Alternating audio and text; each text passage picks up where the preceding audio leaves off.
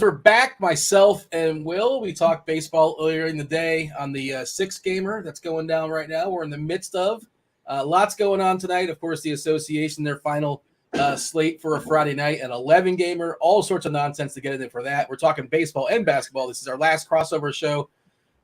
First half hour of the show we're looking at as far as we're going to dig into this baseball slate. Not a full slate, but plenty to talk about there. And then, of course, basketball about 5:30. We will transition 5:30 to 6 o'clock or so, talking probably more basketball, and then some questions from the chat. And then we're going to yield to the Crunch Time crew. We got Dave Potts, 2-time millionaire winner, coming in. He's coming in for his second show as well, talking some baseball. Y'all get Andy Means, talking some basketball. Kevin Roth will be with us as well to talk precipitation, weather. It looks like that game in Atlanta has slightly improved, but I'm sure he's going to have his eye on it. Earlier today, it was orange-yellow. Now it's just a straight yellow. I did mention Dave Potts, by the way. I should also mention his musings, the $1 million musings. If you want to get all precise and technical, they are free today. Premium article, go ahead and drop it in chat. If you guys are not premium members, go ahead and get a peek at what Cheese would give you 5 times a week. If you all are premium members, get yourself a taste. It's a good read as always. All right. Bobby, welcome. We had to bring in a third member. Myself and Will, we had enough of each other. Now we got to bring Bobby in. You got to take up some usage, talk a little baseball, talk a little basketball. How we doing on a Friday night? Yeah, pick up some usage. Thank God this is the last crossover MLB NBA show. But we're ready. I know you guys are locked in, so just here to pick up the slack, you know? Hey, man, by all means, feel free to get any scraps you can get. We don't want to Tony Snell you. We want you. We want you in the game. By all means, shoot your shot, jump in, chime in as far as the conversation. Baseball. Oh, should note, by the way, Fanduel and DK doing things a little bit differently as far as their slates tonight. The baseball slate on Fanduel, if you're not aware, starts at 6:40. They're including the A's and the Rays. DK's not including that, so their slate starts at 7:20. That's a 5-gamer, and Fanduel has a 6-gamer. Will, I'm going to have you open it up as far as pitchers. Pitchers kind of rule. Of course, it's a core slate. Spoiler alert, Will is going to hate. He's going to hate Coors Field. He does not like Coors Field. 11 total, by the way. There was 1 run scored yesterday, which is the least amount of runs that could be scored in the baseball game. Yeah. What is going on in my ear? What's happening? What am I hearing? Is that a child? That's a crazy child. Yep, he's going insane. Prior to you getting on before the show, he was like banging pots and stuff. So making some pasta for fettuccine Friday, I suppose. All right, there you go. Fair enough. Will, I'm going to throw it to you as far as pitchers on this slate. I think it's pretty clear what the good pitchers are, and it's not that hard to get them either. Let's have the conversation for the baseball slate. Again, NBA on layaway. We'll talk about it in 25 minutes or so. But, Will, who are your favorite pitchers tonight? Well, first of all, outside of pitchers, let's just talk about my main man, Bobby, who every time he comes on, man, I just get more and more motivated with the big commemorative $1 million check. I tell Bobby this every time, man. It doesn't get old. That check never gets old. It's definitely old at this point. 2014. It's get a duster old. Or something. Hey man, all right. We're looking for another one in PGA this week. I need Cam Smith to get it going here. Oh God, I'll be praying for you. Yeah, I'll be praying for you, Cam Smith. All right. Well, I mean, look. So I guess back over to baseball. I think this slate is fairly easy for pitching tonight. If you're on DraftKings, obviously, you don't have to worry about Zach Eflin, who I may have had some interest in if that game was on the slate, depending on where his price is. So if you're on FanDuel, I do think, Eflin is probably in play. Like he's 8,800, so he's not quite up to Woodruff, who, essentially on paper does have a slightly tougher matchup with the Cardinals. And, he's probably a better play than Patrick Sandoval. Definitely a better play than Chris Bassett. And then you get down here to Kershaw, who's 10-8 on FanDuel, facing the Diamondbacks, who, he'll probably get some Ks, but the Diamondbacks could touch him up a little bit. I'm not saying they're going to run out for 5 runs, but they could get a couple hits on him and, run the pitch count up some. So I do think on FanDuel, Zach Eflin is in consideration. On DraftKings, you're probably most likely looking at some combination of Woodruff. You're probably looking at Kershaw some. I would even consider Mackenzie Gore on DraftKings at 6,500. I don't care if he's in Coors. You guys know I don't. Coors Slate means nothing to me. It's invisible. But as a result of that, sometimes we get these pitchers priced down. We don't have a good projection on Gore, but I think at 6,500 he could be serviceable if you wanted to kind of stack up some big bats. So I know that's like the contrarian take. Nobody wants to play the pitcher at Coors. Everybody wants to play the bats, but I'm not a big believer in either of these offenses, like generally speaking. So I don't hate Gore, but that's more of a price play. Obviously, if he was 8K, I'd just be kind of scratching him off. But I think Woodruff is your play on DraftKings. I have slight interest in Nick Martinez as well. I know I'm taking good pitchers against good offenses. I mean, bad or middle of the road to bad pitchers against good offenses. But because of the pricing, I think it'll just allow me the ability to kind of stack a team, take some one-offs. Like if I want to play Vlad, and then if I want to take, Ohtani or Trout on the other side, I'm going to need some salary relief. So I'm perfectly fine playing Gore and Nick Martinez today, where I'm sure most of the industry is not going to have that take. By the way, just a heads up, potential delay, and like Roth will speak to that as far as Martinez versus Atlanta. Obviously, that would be not ideal for your pitcher. See a question in chat, Matt asking, give me the best bullpen arm to use tonight. Come on. This is not like a 3-game slate where it's like horrific pitching. We're not digging that deep. Like, I'm sorry. I'm not playing a bullpen arm. I won't give you one. Chief, please confirm. We're not looking at bullpen arms, right? This isn't a 2-game slate with horrible pitching. No. I mean, I'm not, but I'm not playing Chris Bassett. I can tell you that. Like, he's getting the X button. I'm not going with the junkyard dog experiment. He's the Hound. The Hound. That's it. Yeah. Not playing Chris Bassett. Sandoval is probably fringe, but because I'm getting such a discount on Gore and Martinez, like I'm really okay. I'm not playing Jack Flaherty. He's all over the place right now. So that's what I'm saying. It really leaves us, to me, with a handful of pitchers. Woodruff at the top and Kershaw. Most people are probably just going to play Woodruff and Kershaw and let it ride.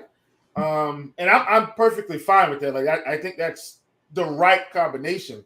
But if I'm talking GPPs right now, I don't mind playing Gore, Martinez, to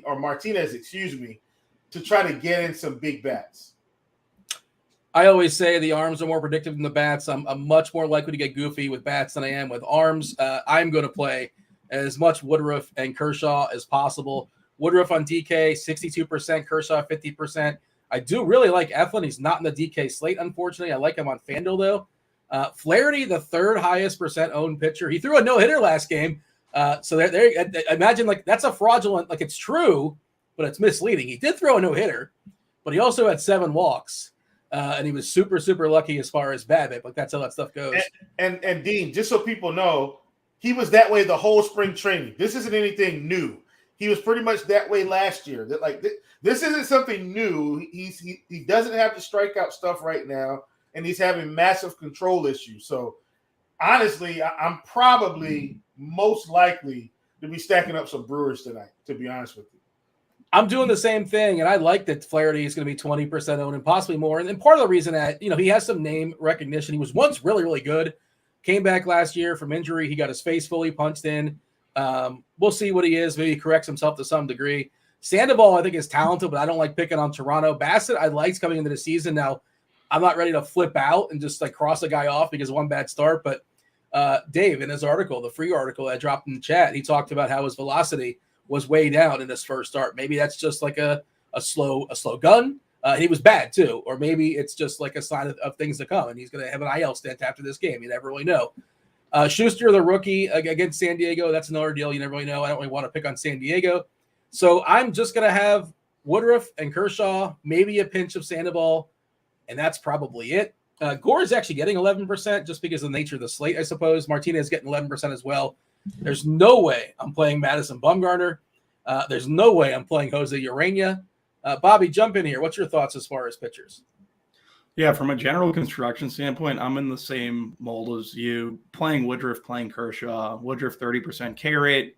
Just think it's a really easy play. The way I'm not playing it, I would not be playing both of those pitchers with with 5-man Washington stacks, or just playing into like the optimal lineup. I would play more 3-mans, or just set it a way where just make a rule like if you're playing Woodruff, play 3-man Washington stacks, no more than 3 in lineup HQ. I think that's the way to go about it.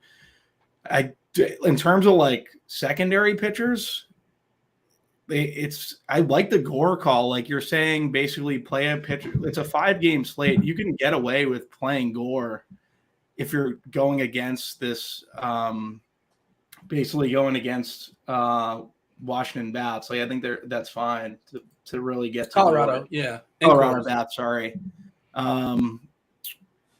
I like the other thing is I know it would be Flaherty for me as like my second guy in. It's mainly going to be Woodruff and Kershaw, but I don't know. This is going to sound absolutely disgusting, but Urain is like a very strong ground ball pitcher, and these Washington hitters, I don't like playing. Like their fly ball rates do not look good in this situation. So I don't know, on a 5-game slate, maybe you could sneak in some Urainer if you're getting away from some Washington bats, or play one-offs. I don't know.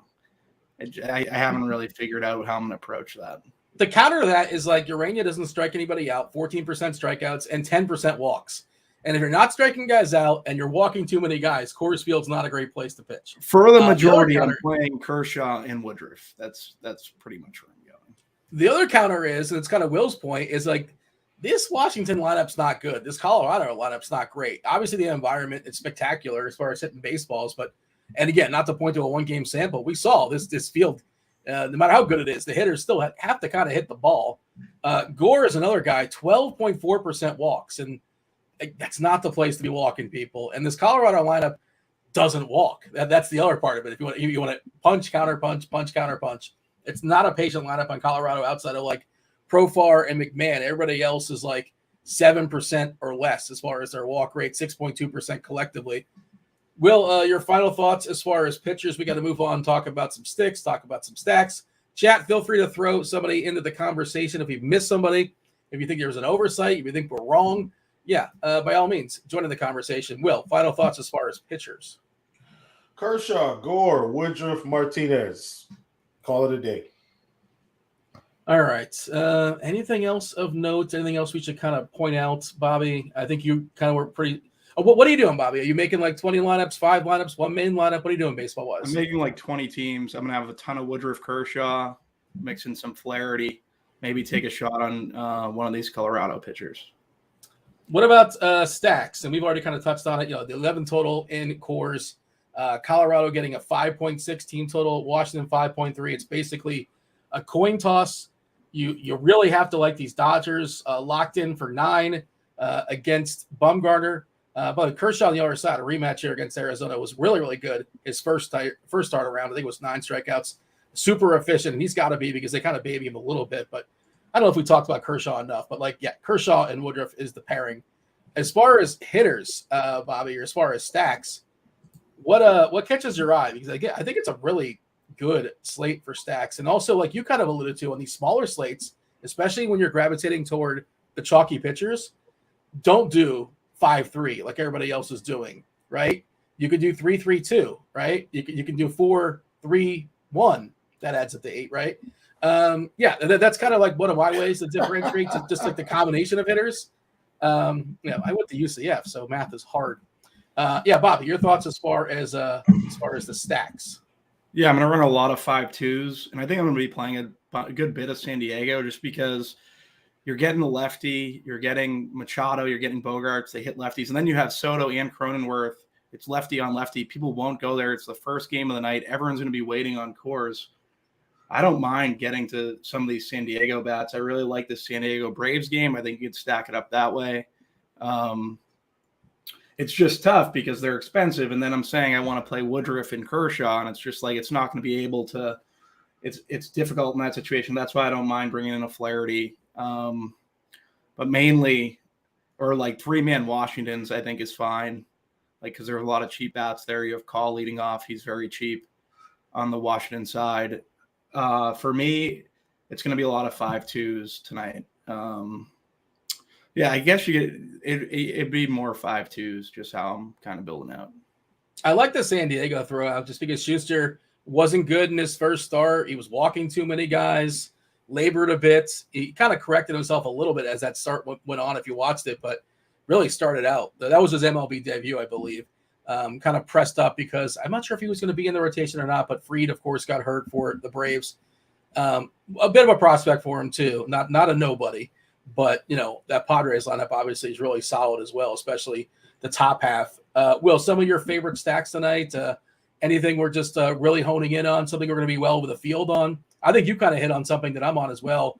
I'm going to play some Milwaukee, against just betting on variance and the regression monster early to get Flaherty, who was a bit of a magician his very first start, somehow, getting out of multiple jams, lots of left on base, all those walks, no hits.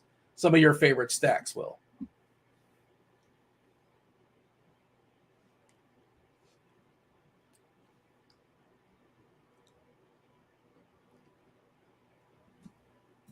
Yeah, I'm muted. My bad. Sorry. I realized that way too late in the discussion. But so what I was saying, the Brewers and the Angels are going to be my top two. Just trying to get away from some of the obvious stacks on a small slate. If I'm tracking Flaherty correctly and I'm tracking Bassett correctly, they're having some issues. I want to take advantage of that. So I like those two teams. I do think the Padres, in my opinion, are probably the top stack on the night. But I wanted to give you the Brewers and the Angels because those are like the two that I'm going to invest in that maybe won't be as popular. Which, once again, I was talking about it earlier. This is really why I want to play Gore and I want to play some Martinez with Woodruff because I do want to play a lot of Mike Trout tonight. I do want to play a lot of Ohtani. I want to get Xander and Soto, and so in order for me to do that, I'm really going to have to split these two big pitchers up if I want the big bats. So that's the direction I'm headed in. I'm not playing anybody from Coors Field, 0 bats from Coors. I pretty much never do because I don't think it's worth it compared to the typical ownership we see. So I'm fading Coors Field outside of Mackenzie Gore, a lot of Angels, a lot of Brewers, and then a lot of Padres. And then tonight, in terms of, I guess, theory, and I mostly build like this anyway. I'm more of a 4-4 guy, like just generally 4 on one side, 4 on the other. But then in lineup HQ, a lot of times, they have it where you can kind of, not have 4-4 stacks. I can do 4-2-1-1, stuff like that. They kind of get different. And that's where I go over the field on some of these guys like Trout, Ohtani. So even I'll have them in my stack, I'll have them outside of the stack. And if I got a stack that's hitting and we get 2 Trout missiles tonight, then typically at the end of the night, I'm in contention. Yeah, we'll have Boggs Light. We'll tweet twice if that happens, right? Because that's the only thing he tweets on Twitter is a Trout hits a Trout missile. He's instantly right after. Somehow he gets an alert. He probably has the home run bot that I believe RG powers that. I'm pretty sure. I'm not positive. Don't come at me if that's not true. Consensus rankings as far as our stacks. Myself, your boy Kirky. Dave Potts will be on in a bit. He'll be on later. And STL cards, our consensus rankings as far as stacks tonight is the Dodgers, the Rockies, Washington, Atlanta, Toronto, Milwaukee. Myself in cards. By the way, STL cards. It's not an ironic name. A noted Cardinals fan taking off his homerism and actually acknowledging that Milwaukee. So there you go. He's got the head versus heart thing using his head. He likes the Milwaukee squad as well versus St. Louis, and the Padres got a little bit of love as well. It's just there's a lot of good stuff, man, to dig into. I'm trying to think ownership wise, like what's going to be most popular. Let's see. Do you happen to have that, Bobby, as far as the slate IQ pulled up? I'm pulling it up right now on the fly. Collective ownership as far as and then weighing that versus the chances of them. I think it's Washington that's going to be the most. I don't like that. I'm I don't fine like it hitting either. off That's what I'm saying.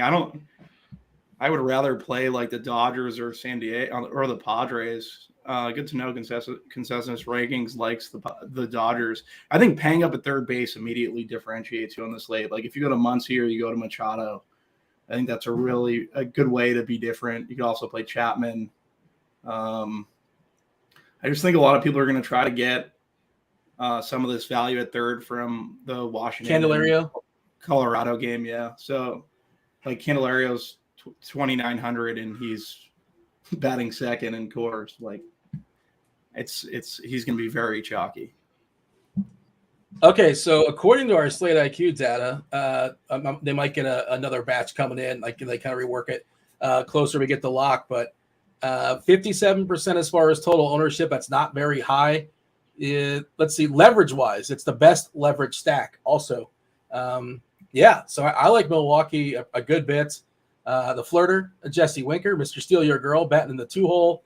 I think Rowdy Tellez looks like a really, really good power bat as far as a first baseman. And I like that point you made, Bobby, as far as, by the way, position by position, they're going to go position by position after us, the Crunch Time crew, that they'll kind of work around the horn for y'all, but it's good to kind of work into the conversation. Candelario, is he hitting optimals? Is he the guy that's like expected to be for cash games as far as third base? Because that's a good point. He's not great. He's just in Coors Field. And like you said, there's Austin Riley, there's Machado, there's Arenado if you want to pick. I mean, nobody's going to play Arenado, right? Muncy left on left against Mad Bum might get ignored to some degree. And Candelario is just like whatever. He's cheap. And there's Montero on the other side for Colorado. So in Coors, probably two of the more popular spots to have a cheap third baseman. I like that strategy, Bobby. Anything else? Oh, go ahead. Yeah. Sidebar, if you must know, this isn't from me. This is from Yeezy. Robert hit a home run today for what it's worth.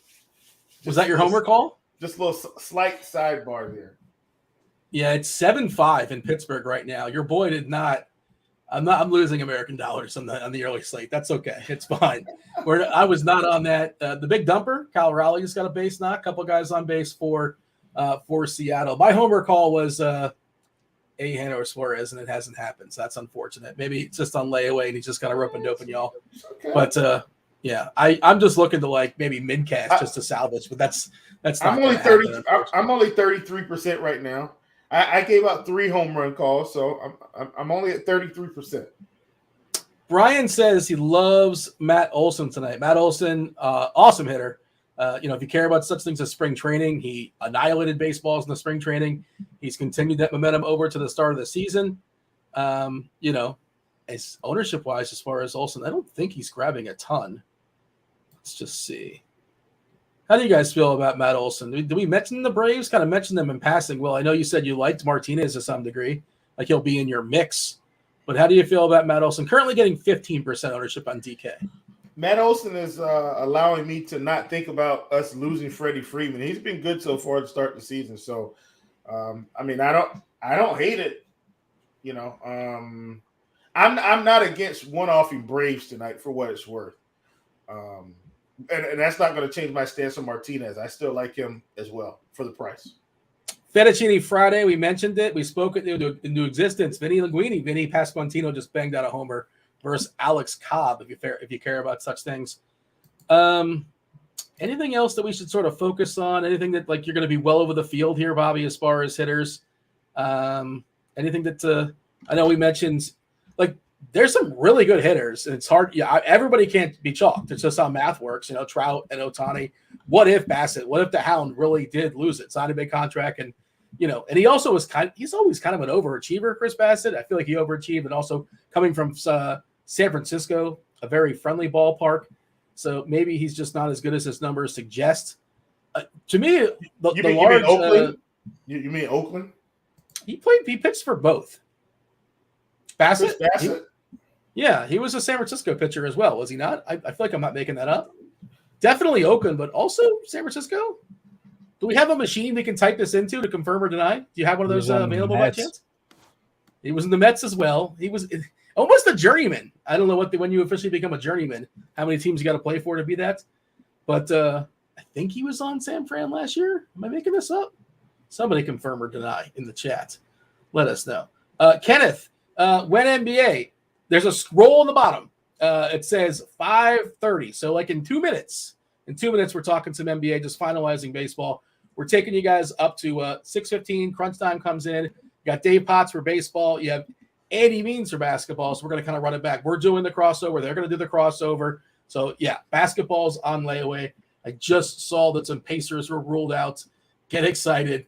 Everybody's ruled out, by the way. I just don't have time to list every possible body part. But yeah, McConnell's got a hip. And go ahead. Is Buddy Hield out? Not to my knowledge, but I would be cautious with Buddy Hield. No. I want them to sit. I've been trying to hit these end of the year stupid combos on Prize Picks with all these bad teams playing all these guys and with bad defense. So this is great. I'm enjoying it. Let's give the people a couple homers, right, before we transition to basketball. Bobby, I'll let you go first. Be as ambitious as you want to be. Like, you can certainly say Mike Trout, and you can say Ohtani. If you want to do that, sure, it's your decision. These are your choices. But who's gonna hit a homer? Who's going yard? Machado and Betts. Okay. Do you have like a little bit under the radar? Give me one more under the radar. I like Cronenworth, lefty. That's a good one. I like that one. Will.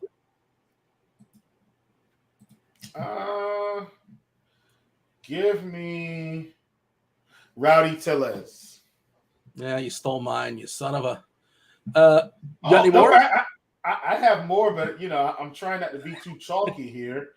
I bullied you guys into like not being too. Try not to be too chalky. On the sidebar, give me Hunter Renfroe against Chris Bassett. Yeah, that Angels lineup is a little bit better. Obviously, they're missing Rendon right now, still suspended those 5 games. Let's see who's gonna. We don't have a Dodgers lineup yet, right? I don't believe so, unless I missed it. Refreshing. So they're gonna get a couple, I think, in this game. I just don't know. JD Martinez. There you go. JD Martinez will homer. Mr. Steal Your Girl. I referenced him earlier. So we're gonna say Jesse Winker. And one more. I'll say Jack in a Bag for Bryce Terang. There's a cheapie for you. Dude's got wheels for days. Banged out a grand slam the other day. A bit of a prospect there for Milwaukee. All right, let's transition to basketball. The scroll says we got to move on. We promised it. We don't want the scroll to lie. Thank you to producer Steve for setting that up. By the way, shout out to producer Steve. Apparently he's a secret KBO expert because he won himself a fair bit of money in the KBO streets. I thought that was over. I didn't know we still discussed the KBO streets. Oh, KBO is going on all the time. Just come hop in the prop shop. Listen, man, I know all these pictures. Did you know this, Dean? By chance, this is probably. No. Did you know Eric Fetty is now in KBO? Oh, actually, I did see that. Yeah, good. Shout out to Eric Fetty, former Washington National. Yeah. They're only allowed like so many international players. Like I remember that when I was playing it, dabbling in it, I suppose, a few years back. Miles Turner, by the way, just rolled out. So McConnell, Miles Turner, Jalen Smith. I still don't see Buddy Hield rolled out. By the way, Robert hit another home run, Dean. Don't sleep on my home run skills, buddy. Kirkwood in the chat. Vinny P. Fettuccine Friday. Yeah, I mentioned this. Like, was Kirkwood not watching the show? We did the shout out to Vinny P. Right on. He just popped in, Dean. He's a dad. It's dad life. He's an that's understandable. Okay, so, how do we talk about the NBA in such a broad sense? I think one of the more interesting things we have to talk about, Dallas ruled everybody out, except Luka Doncic is officially probable. And like they're nonsense tags, like as far as the Dallas guys, and they gave Kyrie like an injury management. They have a chance theoretically to still make the playoffs. They don't want to make the playoffs because they are. This is about their lottery pick. This is about their draft pick, and they have to finish 10 or below to win to keep their pick. Otherwise, it goes to New York. And one of the teams they're battling with, as far as record-wise, is Chicago, and they're facing Chicago. And Chicago also wants to lose. So this is a spectacular. Chicago is already locked in to the 10 spot. They can't move. They can't go 9. They can't go 11. So Chicago, I guess, doesn't care. They're indifferent, right? Dallas wants to lose. And Are they going to sit Luka as well? Maybe. Is Luka going to play and only play 25 minutes? Maybe. I don't know. The other part of it, of course, it's Slovenian Heritage Night in Dallas. Luka is Slovenian, so maybe they want to celebrate that. It'd be really miserable if they just sat him on that. The fans will probably, they were already feeling low enough. The disaster that the last leg of the season for Dallas has been. We have to monitor that one. Phoenix has ruled out anybody that essentially. James Harden's been ruled out. Miami, despite the fact they have a small little teeny tiny chance to make the playoffs. No, not make the playoffs. Make the 6th spot, which is distinctly more important than 7. They're probably not going to make it because Brooklyn, their magic number is 1, and of course they're facing the team from, ironically, Orlando. Orlando not playing a lot of their guys either. They're in the back half of a back-to-back. They sat everybody last night. They sat everybody preemptively last night, and then they gave everybody a questionable tag later today. And then after that, a couple more guys sat out, and stay tuned for the rest of Orlando. But what a disaster organization. I don't know how much Brooklyn needs to do, but they want to win this game so they can rest everybody on Sunday. Miami just kind of knows it's inevitable. They're just stuck in the 7. Sacramento plays Golden State, and theoretically this game was in the middle of the season. It'd be a spectacular environment, right? Sacramento could only move if Memphis loses. Memphis is playing 2 hours earlier, and they're playing against Milwaukee. Who's playing for Milwaukee? Nobody. Bobby Portis is. He's going for that 6-man award. Bobby Portis is playing, and it's Bobby Portis' world. He's going to smash tonight. But Memphis probably wins. All the Sacramento starters, with the exception of Harry Barnes, is questionable. He's questionable because he probably wants to extend his consecutive game streak. He'll play 15 minutes and then chill. Now, if Memphis loses, then Sacramento will try against Golden State. I think Golden State actually wants to win. They can move, right? Take a deep breath. DeRozan is out. Levine is out. I mentioned the Miami stuff. What did I miss? Jaylen Brown not playing basketball. I should say Milwaukee's locked in the 1, cannot move. Boston locked in the 2, cannot move. Same deal with Philadelphia. Same deal with New York. Jump over to the West. The Lakers want to win. They're incentivized. They're facing a Phoenix team on a back half of a back-to-back, and Kevin Durant played 40-plus minutes last night in a completely meaningless game after coming back from injury and the playoffs starting in a week. Other guys for Phoenix are also out. The Lakers are 13-point favorites. Did I get everything? No, but that's a good start. Bobby, I said a lot of words. There's a lot to dig into. Lots of ridiculous value. The Luka thing is the most interesting situation because he could play 20 minutes. He could play 40 minutes. They do want to lose. They do want to lose this game. It makes the most sense for the organization to lose this basketball game. But also, can you bench everybody, even Luka, on Slovenian night? I don't know. Yeah, Bobby, I need some water. And Hardy situation at 5K becomes very interesting because what you do with Luka, if Luka is taken out of that game, he's going to be chalky anyways, but then his usage is going to increase massively. That's why he's getting the tags that he's getting in lineup HQ. So, yeah, I do think that's the most important situation.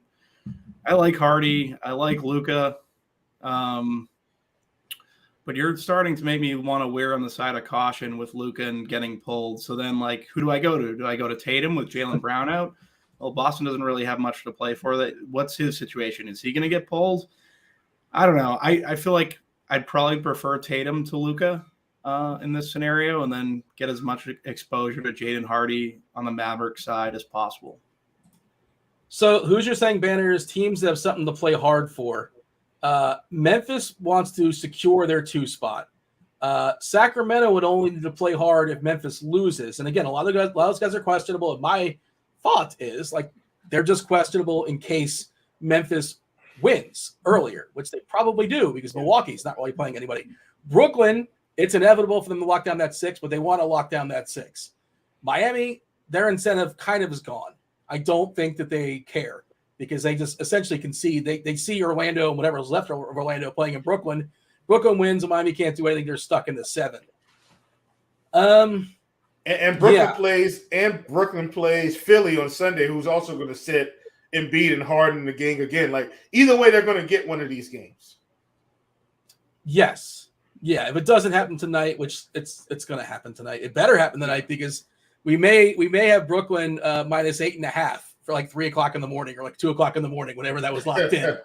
we may have that. We may have some closing line value on Brooklyn. May have wrote that up for scores and odds as well. The line, of course, is gone, but yeah, that's why you got to be on alert for those alerts. Kevin Love was ruled out. Max Strus on track to play with his finger. You mentioned Hardy. I was thinking about this, Bobby, and I was thinking maybe Hardy and Luka, like max 1. But, like, the thing is, like, if Luka does play 35, 40 minutes, Hardy's still going to smash. They're both going to smash. So I don't know if I want to do that. But I like Hardy as is. And if Luka somehow does not go, Hardy's just going to do everything there in Dallas. And it's not just Luka, for the record. It's Kyrie, Christian Wood not playing for Dallas. Yeah, go ahead. Let me say this. I think Luka goes, and I think he doesn't play the second half, for what it's worth. Oh, look, what's that? Like, then that might happen. That's what I think. I mean, that's because of a Slovenian night. It's Slovenian Heritage Night. I think if that happens, he goes, and maybe he doesn't play the second half. I'm not trying to scare you, by the way, Bobby, and I think it's kind of baked into our projections. Let me see where we have Luka. So we're giving him 36 minutes. So I guess we're also giving 35 to Hardy. Like Bullock's getting 36. I'm not playing Bullock in this slate. There's just so much good value that we'll kind of dig into and do our best. But Luka's playing the B team. Like, essentially, he could get 45 fantasy points in the first half today. At least mid-30s, I think is very reasonable. A very reasonable expectation for his performance tonight against this team. But that's not enough if he's only playing the first half. Yeah. No, I know, but I'm just good for him. Hit up Prize Picks and play the first half on Luka. Then that's a good angle. I actually kind of like that. Absolutely. That's what you do. But I'm saying I could also be wrong. What if he plays 3 quarters? Well, you got an outside shot at upside. The problem is the Lakers actually want to win this game, so he's just not a better player than LeBron or AD. And that's really what I think the ending argument is. He's not a better play than those guys because they actually want to win. They're also 14-point favorites against a Phoenix team that everybody's ruled out on. I guess I can run it off for the people as far as rules out for Phoenix. And they're professionals; they get paid too. One of the better dollar for dollar plays in that slate. We'll talk about Cam Payne in a second, but no Booker, no Durant, no Payne, no Ayton. Their entire starting lineup, with the exception of one player. I don't know who the. Did you see what Denver did last night to a Phoenix team that should have blown them out? Yeah. Yeah. These things happen. Yeah, for sure. I mean, they still have to play the games. I get it. Kenneth in chat is asking about Quickly. The thing with Quickly is dude, he's like 9K on FanDuel, and New York, obviously they're locked in, but I think we're giving a fair bit of minutes to him. Let's just go ahead and check. I'll throw it to Bobby as far as Quickly. What do you think of my issue with Quickly? One of my issues is some of the best value plays in the slate are point guards, and Quickly's a point guard. And we'll have this discussion in a second as far as the best value plays, the guys that are getting the most ownership as of right now. Things may change. But, Bobby, your thoughts as far as Emmanuel Quickly? Yeah, too expensive for my tastes. Also, like you said, he's a guard, and the guard position's absolutely loaded. So I don't think I really want to get to too much Emmanuel Quickly. I did like Will's call, basically saying play one of these LeBron James or Anthony Davis, and then you're basically running back the chalk. I don't hate that. I feel like one of those studs is the route to go in terms of paying up, just because they have something to play for. I'm not really worried about the spread. Quickly, 9K on DK. He's projected for 43 fantasy points, which is perfectly fine. Yeah, and they're also facing a New Orleans team that is incentivized. New Orleans wants to win. They're jockeying for position. And those are like McCollum and Ingram are, there's not like great dollar for dollar plays, but these are the guys we were kind of looking for last night because we had all the salary in the world and with no big spend that you felt completely really comfortable about. You can kind of poke holes in a lot of players. And you mentioned Tatum, Tatum theoretically with Brown out. It's oh man, it's Tatum season. But what is their motivation to play him, 38, 40 minutes? Now, maybe all these guys are just going to rest on Sunday. And also with the play-in nonsense, all the teams 1 through 6, they get a big break, right? They're off for a week. with all the playing stuff going on. So like maybe they're thinking that's when the break's going to come. And by the way, John Morant's another guy incentivized versus Milwaukee. You're going to play some Milwaukee players probably. So if you're looking for run back stuff, I like Ja as well. The issue with him is point guard. Atlanta wants to win. There's some run backs on Philadelphia. Again, the issue is point guard, but I do like Trae Young as a spend up. Mikal Bridges, I was digging into Bridges stuff, and it's just amazing. He's averaging 37 minutes his last 9 games. 37 minutes, 32% usage, and 44 DK points per game. The tricky part is like the blowout theoretically is on layaway. Charlie's saying Luka needs 59 points to pass Embiid for the scoring title.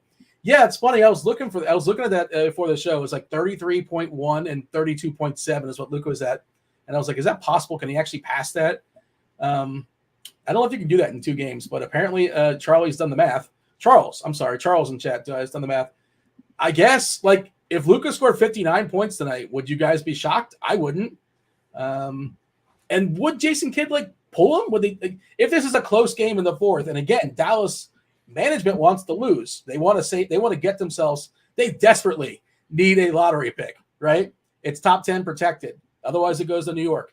I don't know, man. It's a tough call. But maybe in the midst of the game, they just like, oh, we got to stick, and the crowd's going nuts. It's a Sylvanian Heritage Night, and this is basically your season. Maybe they keep him in the court. Maybe he plays 40 minutes or so. It's a tough call. I don't know what to do with that.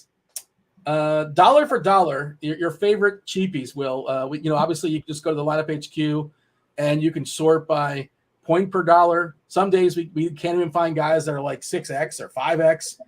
Campaign right now is 9X. A couple of the Heat guys are in the 7s. That's Gabe Vincent, Victor Oladipo, Terry for Chicago, still minimum 3K, getting 7X. I don't know how useful that is. I don't want 22 points out of my 3K guy. I need more than that. What do you have, Will? Some of your favorite cheap value plays tonight? Well, I'm just kind of going to give out a collection. They're not all going to be probably popping as much, but really just kind of going to key in on certain games. So like Indiana and Detroit, like on DraftKings, Killian Hayes 5,800. Could they please just take Corey Joseph and leave him in the locker room tonight? Like, stop playing Corey Joseph 30 minutes in these meaningless NBA games when you got all these young guys. Just let these young guys play. So Killian Hayes is a guy that I like a ton from that perspective. In terms of Indiana, now that we know that Jalen Smith isn't playing, I think Isaiah Jackson is going to be a good investment. He's a guy that I think we like. Because Miami is sitting all their guys, I mean, gosh, Oladipo is going to be incredibly chalky for good reason. And a host of these others, Vincent Strus, Caleb Martin, they're all in play. Cody Zeller, like this whole Miami starting lineup, in my opinion, is in play. Maybe even a little sprinkle of Haywood Highsmith, but I don't think we have to reach that far. Johnny Davis is 5,800, but I still think he's good. You've got these Charlotte guys here, McGowens is 5,100. I don't mind rolling the dice on him against Houston. Not as much usage as the other guys, but still he could get there. We're going to Boston here. How much are they going to play Tatum tonight? I've got like slight interest in fringe guys like Grant Williams as an example. Sam Hauser, we've got projected that he could start. So I think taking shots on guys like that outside of the obvious value, I think it's a good proposition. I mean, we don't completely know how they're going to peg these minutes, but we can kind of take some stands. And as my good friend JM to win would always say, have the imagination to think of a different outcome than everybody else on the slate. And so if you've got that going for you, then you can look at some of these fringe guys, especially if you think they're going to sit them. I'm with you. I think Jaden Hardy is in play no matter what. These guys on the other side of the Bulls game, they're in play. Like Ayo Dosunmu, nobody wants to play him tonight. 3,800. They're already sitting half the guys. He could get an uptick in minutes. So guys like that are slightly off the beaten path that could pop. Those are some of the guys I want to get involved in, along with the Cameron Paynes of the world. But I just mentioned as far as Chicago, if you're feeling ambitious, like Andre Drummond, this could be a night. The Bulls don't really care. Exactly. Vukovic is an awesome play on paper. No DeRozan, no Levine. facing a team that, Dallas is a good matchup. If you care about matchups right now, there's no Maxi Kleber. There's no Wood. Not that Wood's a great defensive player, but theoretically Vuk is great. But maybe they just play Vuk 20 minutes, right? Maybe this game gets ugly. That's possible too. And we know Drummond can do a ton of damage in like 25 minutes. And I'm not saying it's going to happen, but I just think if you're running 150, he's not the worst guy in the world. My favorite bull is just a general thought is probably Kobe White. He's a guy that will absolutely chuck it. He can put 30, 35 points in the bucket. By the way, Isaiah Jackson just jumped up to being very, very popular with the Indiana News. I did a refresh. He's hitting 70%. He's hitting my optimal ceiling on FanDuel. What is our projection on Isaiah Jackson? He's 5.5 on FanDuel, and we have like a 36, 37-point projection. The Orlando stuff, again, they've done the nonsense Orlando has done. It's just outrageous. It's not worth going through it. But so Wendell Carter is back out again. Mo Wagner is out. Officially, Fultz, Franz Wagner, and Gary Harris and Ben Caro are all questionable. And they all have fake injuries. They might just get ruled out again, just like they ruled out last night. Also, Cole Anthony was not on the injury report last night, and he just DNP-CD'd just because. They also played Suggs only 24 minutes, and he was killing it. I don't know if you guys are watching that, but Suggs was just on fire. Maybe he knew he was going to get his minutes squeezed, and he got as many shots up as he can get up. And Orlando, again, a team that's actively not trying to win. They're going to lose just organically, I think. I feel like that's going to happen. But there's a chance all those guys get ruled out, and then all of a sudden some more cheapies enter the conversation. Bull. And I think Gogo Batadze, if both Wagners are out, Gogo Batadze might draw the start. And he's a really good fantasy point minute player.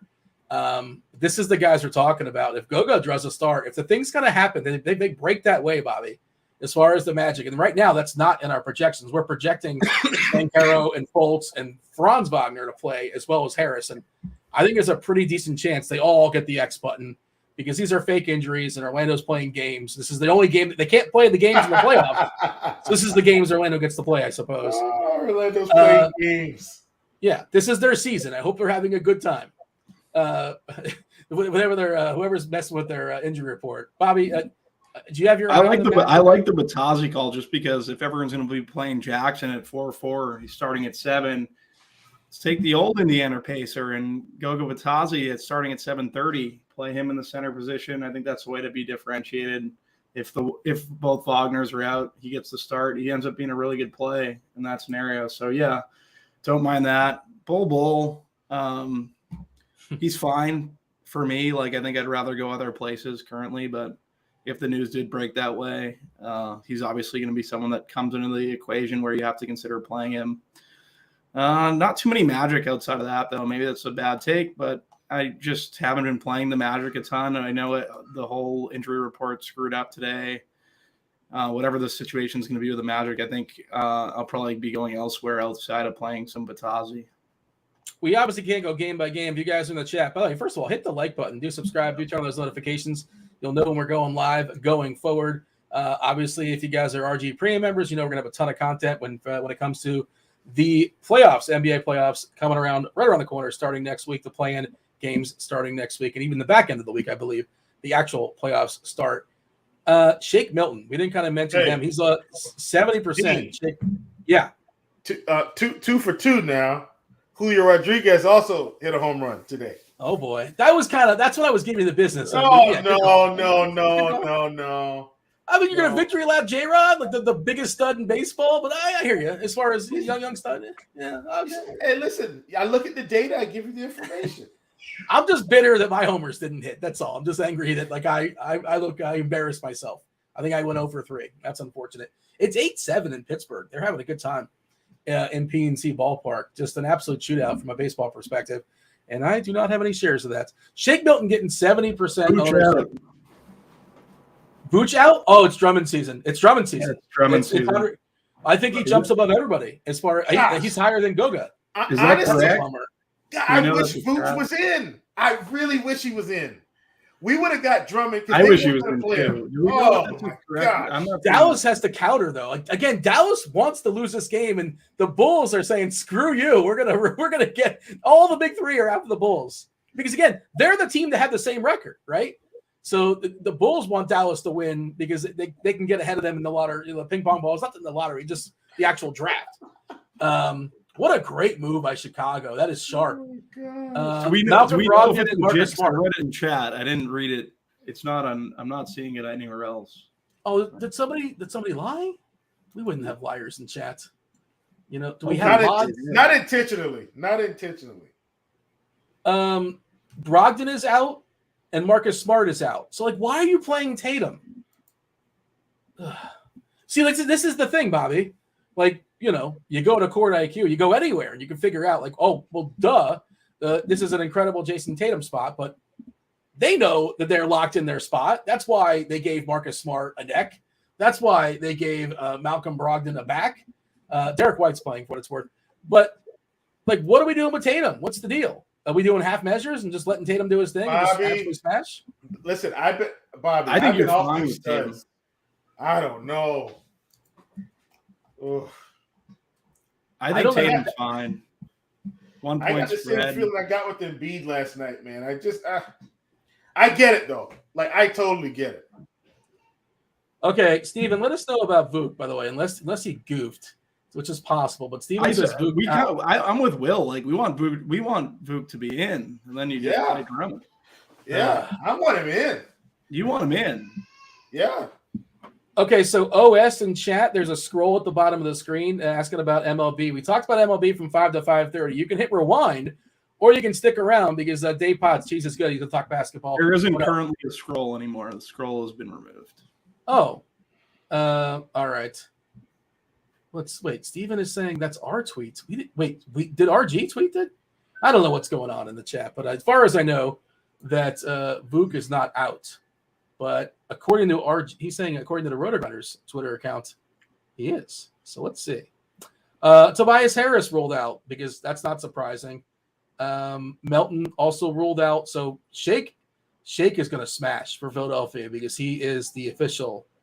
He's Tim Allen. He's the last man standing for Philadelphia. I don't know who else would it be, right? He ruled out Harris. It has to be Shake. Shake is already coming in with one of the best value plays. And here's the Vuk news. Is it official now? Did RG break it first? Okay. That is according to it's expected to sit out. Okay. I want to see the beat on that. Okay. But that's yeah. So Andre Drummond's going to be super popular. I mean, I know Steven's not going to lie to us. That's why I was like, I was throwing me off. But it's funny. We're just kind of talking about it, and Drummond would just be just a spectacular play. I mean, he's probably Drummond's probably as close to a lock button tonight as we're going to get. What you say, Bobby? Like this guy's a walking 30-40 piece when he gets real minutes. You're playing Drummond tonight. I think Drummond's an absolute lock. Yeah, 30 is a disappointment, to be honest. I know you said 30 to 40, but like if you got 30, I'm disappointed. I think Drummond and Shake, for what it's worth, is the construction you want. Yeah, I love that, Bobby. That's really what I meant, Dean, is like I don't think he gets less than 30, like in any situation tonight against this Dallas team who can't stop anybody inside this. He might have 20 rebounds. He's been waiting for a 2020 game all year. You're right. Seriously, I'm not exaggerating. This is about as close to a lock as we're going to get in NBA, I think. So the bodies that are left on Dallas, their big bodies are Dwight Powell, JaVale McGee, however much he can go, and Markieff Morris. They have no other bigs. We're projecting Reggie Bullock to start at the 4. Davis Bertans, but he's just a big that stays outside the whole time. Man, Jesus. Yeah, Jaden Springer is interesting. I think I saw he was questionable, but he's a guy that can get loose for Philadelphia.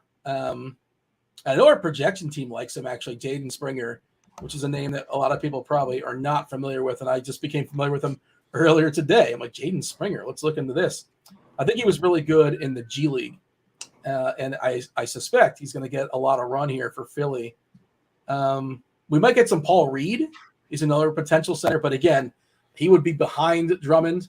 He probably will be behind Goga if the Orlando news breaks the way we think it's going to break. Reed might not start also. It could be Dwayne Dedman, but there's no way I'm playing Dwayne Dedman. He's not a guy that's going to play like 30 minutes. We're projecting Milton, Korkmaz, House, McDaniels, and Dedman to start for Philly for what it's worth. They still have 6 guys on the bench. Max McClung season. Probably don't roster him. He's going to get some run though, I think. Yang, I think it's Shake. Like it's Shake's. Look at the other usage guys on this team too. Like they're not big usage guys.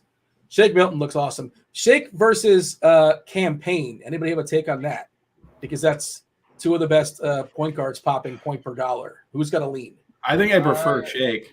Yeah, that's what I was going to say. I know you're paying the 800 more, but I still. Yeah, I take Shake for sure. And if that game gets out of hand, way softer matchup against Atlanta. Way softer matchup defensively. If that game gets out of hand, Campaign, he can get relieved by, like, who's this? Shamitz. There's Damian Lee. There's Saban Lee. So, like, there's backups. They still have, like, 11 guys.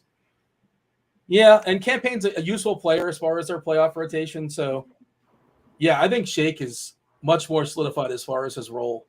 The play is to play Batazzi and expect the Wagner twins to get ruled out. She played double center. Oh, but centers and point guards. If I haven't run anything yet, but like in my head, I'm thinking centers and point guards. That's kind of how it is a lot of times, right? Multiple people now in chat are talking about Vuk being out, so I assume that is the case. Yeah. All right. Questions in chat. There's a lot of games. There's some stuff we didn't touch on. I saw a question. I think it was about the Raptors. The Raptors are playing on this slate. Yeah. What do we expect from the Raptors? I believe they actually have a little bit of motivation. So they are, they're a 96% chance locked into the 9, but there's a 4% chance. So you're telling me there's a chance? There's a 4% chance they can move up to the 8. I guess they would need Atlanta to lose, I think, amongst other things possibly. But at least there's some motivation for Toronto. And also Nick Nurse is still their coach. And they're facing Boston, which whatever's left of Boston or how much effort they put in. And the Raptors, I think, are mostly neglected. But what if all their key guys play 38 minutes? Will, you got a thought as far as Toronto? I mean, Toronto's kind of, I guess, one of those on-the-fence teams for me.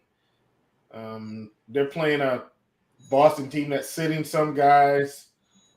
But I think Toronto is somewhat unappealing, which probably means in tournaments you should really be playing some of these guys. I'm not playing them, but I get it if you decide you want to. I just don't feel like they have massive upside completely. Yeah, I'm seeing I see people in the chat asking about Vuk. It's the RotoGrinders NBA account. It says Vuk expected out on Friday for rest. I'll copy this link and drop it in chat if y'all want to see it.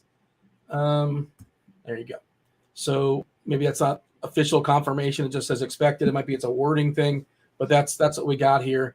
I'm going to run some more optimals. And again, this stuff can change if the Orlando news changes. Of course, Andy's going to be on top of this stuff, taking you guys up the lock. And, you guys got Dave Potts, Cheeseisgood, talking some baseball as well, trying to see if anything else is dropping. But hard work being done by our projection team on the fly, trying to figure stuff out and getting projections updated as fast as possible and giving it one more refresh. Let's see if we got a new batch coming in. No, our projections are like 14 minutes old, which is kind of, I don't want to say it's stale, but it could, things are obviously going to be changing. Bobby, is there any sort of like game stack? Is that something you're concerned with, or you're just like, let's just play the best plays? I like the idea of stacking up this Toronto and Celtics game the more I think about it with the 1-point spread. It's going to be a tight game. Nurse is going to run his guys if it stays close. Celtics are sitting everyone. Tight games, Tatum really comes alive. I'm starting to think that maybe as much as I like the Lakers run backs of Campaign, I wouldn't mind getting like a Tatum Van Fleet stack on my teams. I think that's a good situation. I know we were talking about Luka, and we kind of mentioned Ja in passing. We mentioned Trae Young in passing. Like, if you believe Tatum's going to play close to his real minutes, like 32, 33, 34, his position makes him that much more useful, right? When a lot of the value is coming at the point guard spot, and there's a priority to that spot, and Tatum's not obviously taking it up, and you can still play, Milton, and you can play Campaign and those kind of guys. So maybe Tatum is the play. Will, you have a thought on that as far as Tatum, as far as a game stack? Any other game stack? The one I think is really interesting is like, what if the Kings play? right? Like, what if Memphis loses to Milwaukee and the Kings all of a sudden have an incentive to like play and try to get that 2 spot? And like the game environment of Sacramento Golden State is spectacular. If this was happening a month ago, if everybody was playing it straight up, and like that game's completely ignored, right? As of right now. But again, all the Kings of note basically are questionable.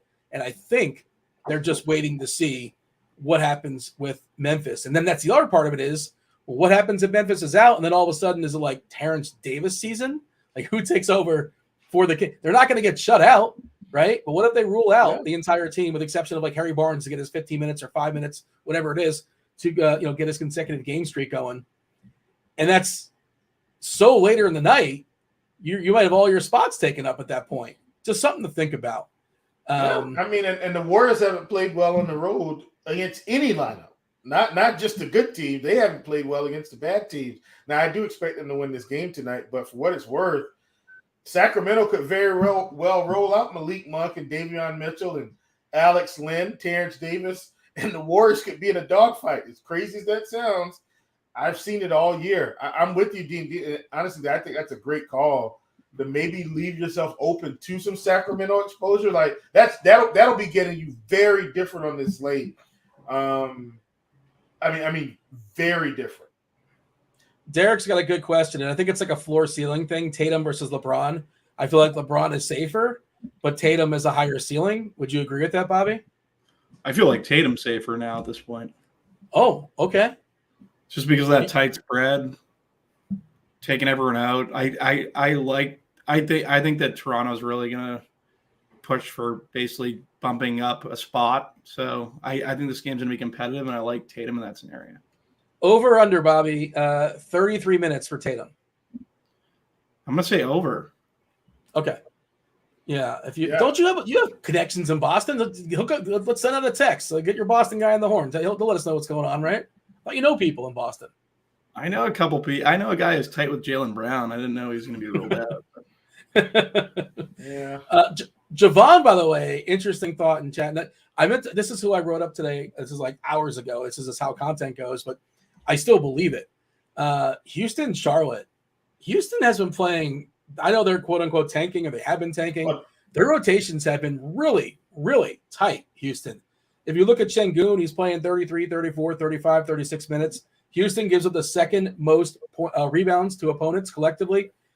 Şengün's been closing strong. You could also play some KPJ. You can also play some Green. But when I saw it this morning, Şengün was like 1% owned on Fanduel, like 5 on DK, something goofy like that. I'm not sure if it's changed. But, just the way the slate is, I think Şengün's an awesome tournament play. And even some of the other Houston guys. Will, against your Hornets, your thoughts as far as that game in general, which we haven't talked about until right now. Yeah, love this game. This is one for Prize Picks. I have this game stacked up with all their projections, and I'm taking the over on all of them for fantasy points, just because it should be a back and forth affair.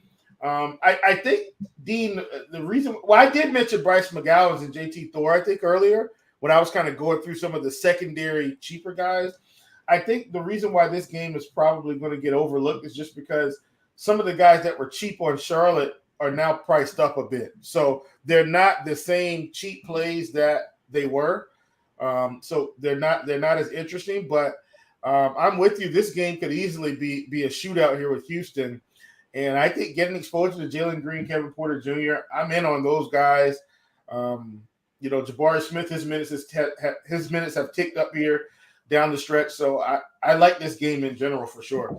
If you're in the prop shop, you'll see I've got that one stacked up 2 or 3 different ways. Bobby, question in chat from Hoosier saying banners. Vincent versus Melton versus Carter raw points. I have Vincent third amongst those 3. Carter should be running the show there in Milwaukee with the absence of their big 3. Portis, I think, is the best play probably in that game. If you want to tell yourself a story, maybe Portis is going to try to close strong as far as winning that 6-man award. He's not going to win it, spoiler alert. But he thinks he can win it. I was listening to an interview the other day with Levitar. Pretty good. He's got his own podcast out there apparently. But I think it's Brogdon or who am I missing? Quickly. It's one of those 2 getting the 6-man. And he'll probably be third. But raw points here, Bobby. Carter versus Milton versus Vincent. It's going to be Yeah. Milton for me, number one. Then I'm going to go Vincent and then Carter. So I'm a little different than you there, Dean. Okay, so an update. Steven in chat saying an update. Pump the brakes on Vuk.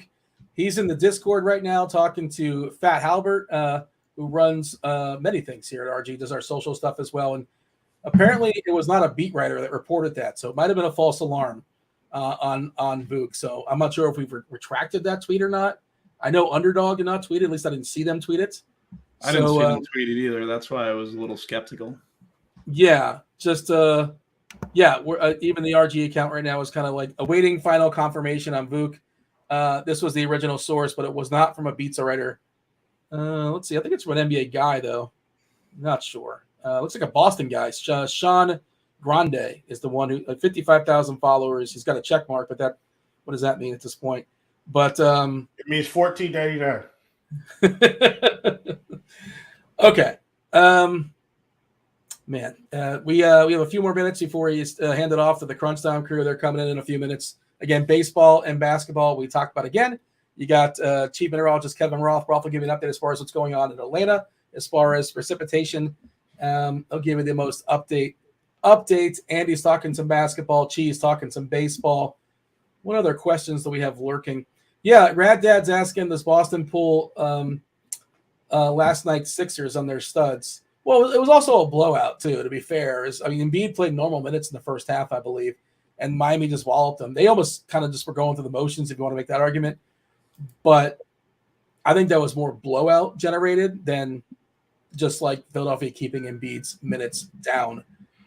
What have we not talked about that we should talk about, Bobby? Anything change for you? Are you getting a ton of Isaiah Jackson? Because our projections really like him, and there's been some fragility to back up whoever starts for Indiana. They tend to get 2 quick fouls. They tend to hit the bench pretty fast. I'm not trying to scare anybody away, but I don't know. I think it might be. And he's also a really good player, fantasy-wise. When he gets the run, the matchup against Detroit is fine. Yeah, we haven't really focused on that game a ton. Your thoughts as far as really chalky Isaiah Jackson? Yeah, I think that you can kind of go away from Jackson here just because we do have other options. You'd go to Cody Zeller, you could go to Goga Batadze if we get that Wagner news. There's centers that I wouldn't mind playing. You hit on Sengun earlier. I would definitely play some Jackson in some lineups, but being under the field I think is a good way to attack that kind of chalk tonight. Jackson getting 23% ownership as of 10-15 minutes ago or so. So I guess he's going to grab a fair bit. Also a 7 o'clock game. I think there's 3 7 o'clock games. Yeah, Houston, Charlotte, Miami, Washington. Washington we haven't talked about at all, despite the fact they're missing all their players. We mentioned Johnny Davis, I suppose. He's going to get a ton of run. Not sure how good he is, but he's going to play a lot. And certainly he's worth a look.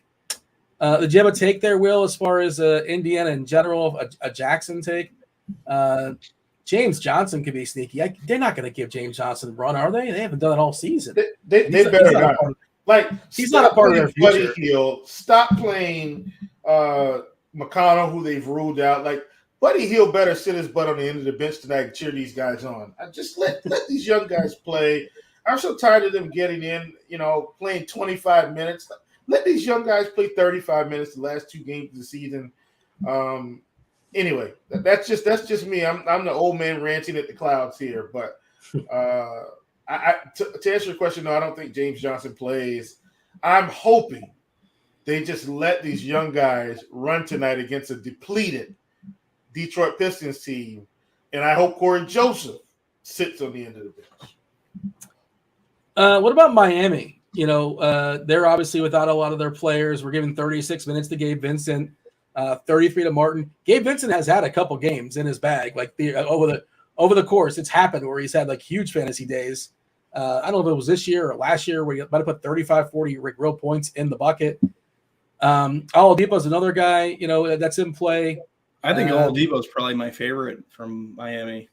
He's 3.5. What does he have to get to justify the roster spot? Because he's point guard, shooting guard. And we're talking about Shake Milton, and we're talking about Campaign, and he's not better than those guys. Not on paper, not on math, right? in math. There's only so many spots you have. Like, what does Oladipo have to put up? We're giving him 29 fantasy points at 3.5, which on a normal slate is spectacular. You love it. Lock and load. Is that enough to make a difference? It probably doesn't kill you, but I think he's getting over that. I think he's getting over that. You got the over on 29. I got the over on 29. I want to make a friendly wager. No, I don't really have a take on it. I'll say Vincent outscores them, but that's what projections have, and I'm kind of like cheating. I don't know about that. I don't know about that, Dean. Okay, that's why I'm willing to make this bet. I'm kind of in the camp of like Oladipo is just dust. It was a good run. The knees are shot. He's a very old 28 or whatever he is. So if you want to make a jelly bean bet, I mean, again, I'm not giving you a spread. If you sound really confident, I'll take Vincent over Oladipo. If you want like 2, I'll give you 2 fantasy points. How about that? A courtesy. I'll take it. All right. The usual. And what is the usual? 1 jelly bean. We'll make it 1 jelly bean. Yep. Which is 100 jelly beans, I imagine, with the decimal point out. 100 jelly beans. Yep. Rad Dad Fanny Pack is Dallas. Everything that we talked about that already. They want to lose. They absolutely want to lose. They have a chance to make the playoffs, but they don't want to make the playoffs, I don't think. And they probably couldn't make it even if they wanted to make it. And again, everybody's ruled out with the exception of Luka on Slovenia night. Man, this is a lot to get through. MLB is coming up, OS. I promise you, we're talking baseball soon enough. Or it happened an hour ago. Hit the rewind button at the start of the show. We talked basketball for a half hour, and then you can hit the fast forward. You can do a little bit of that clip from Spaceballs if you guys know it. When is now? It's now. Luka is popping up now in optimals. What? Yeah. So that my issue with Luka again is guard position, which is somewhat concerning, and I love the guard. So I think Hardy crushes. Who's your favorite play? Who's your guy, Bobby? Who's the one you're going to be well over the field on? Tatum. Tatum's going to be my guy. Someone said the quickly. Now that I think about the quickly call, like the more I think about it, I don't hate the quickly call. Someone had that earlier for tournaments, but my call is going to be Tatum. He's 9K and DK, and he's a point guard. What do you need out of quickly to feel good about rostering quickly? It's just a differentiated construction. I can play a center that maybe other people aren't going to play. I can get Batazzi, or people are going to play Jackson, or I can get Drummond, take a shot like that in GVPs. Will, who's your guy? Who you locking and loading? Who's your favorite play? You're going to be well over the field on. I mean, Drummond's probably the lock button for me. Like just every lineup.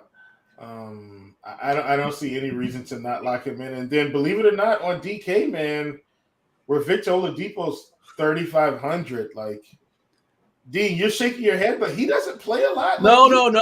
I'm shaking my head because the Magic. I hate the Magic. Now Franz Wagner's playing, and Fultz, magically, his knee is fine. Magically, Franz Wagner, Miyagi got him to him in the locker room, and Wagner's good to go. That ankle injury. Like, what kind of games are the Magic playing? Relegate this team already. Kick him out of the league. Franz Wagner is going to start. Marcus Foles is going to start. What are we doing? Like, what? Who is a social media guy just having fun? Is he bored? Is he drunk? All right. That's it. Get me out of here. You sound like Roth screaming at his cat. It was a dog. I know. Wow. Listen, Andy, Roth, do you feel about the Magic the same way I feel about the Magic? Because I'm not happy with the Magic right now. I don't know what they're doing, man. Yeah, I want to know who controls injury reports, because they're just sending stuff that people are out right after the game, then backtracking the next morning, then re-ruling people out, which I've never written before in all of my NBA content years. But yeah, it's weird. I think this makes Bridges a little bit better, by the way. If you're concerned about the blowout, theoretically this game should be a little bit closer, and they have a full incentive. And Bridges is one of those guys that we sort of mentioned in passing. He looked spectacular earlier today, and if you just have 9K sitting around, I'm good with that. I can't wait to hear your Luka take, Andy, because want to know what's going on with Luka. Slovenia night there in Dallas, celebrating it by benching everybody who's not Slovenian. What an absolute disaster the Mavericks are. Will, Bobby, anything else before we hand it off and yield to crunch time? They have a lot to knock out. That's it. Good Good luck. luck tonight, guys. All right. This is my last basketball show of the year, so just want to say thanks. Don't say it enough. Thanks to everybody watching and supporting and my third or fourth baseball. I'm not going anywhere. A lot of baseball going forward, tons of baseball. That's why you hit the like button. That's why you subscribe and turn on notifications so you know we go live going forward. But it's now basketball and baseball. It's Dave Potts. It's Andy Means. It's Kevin Roth. Roth, take it away.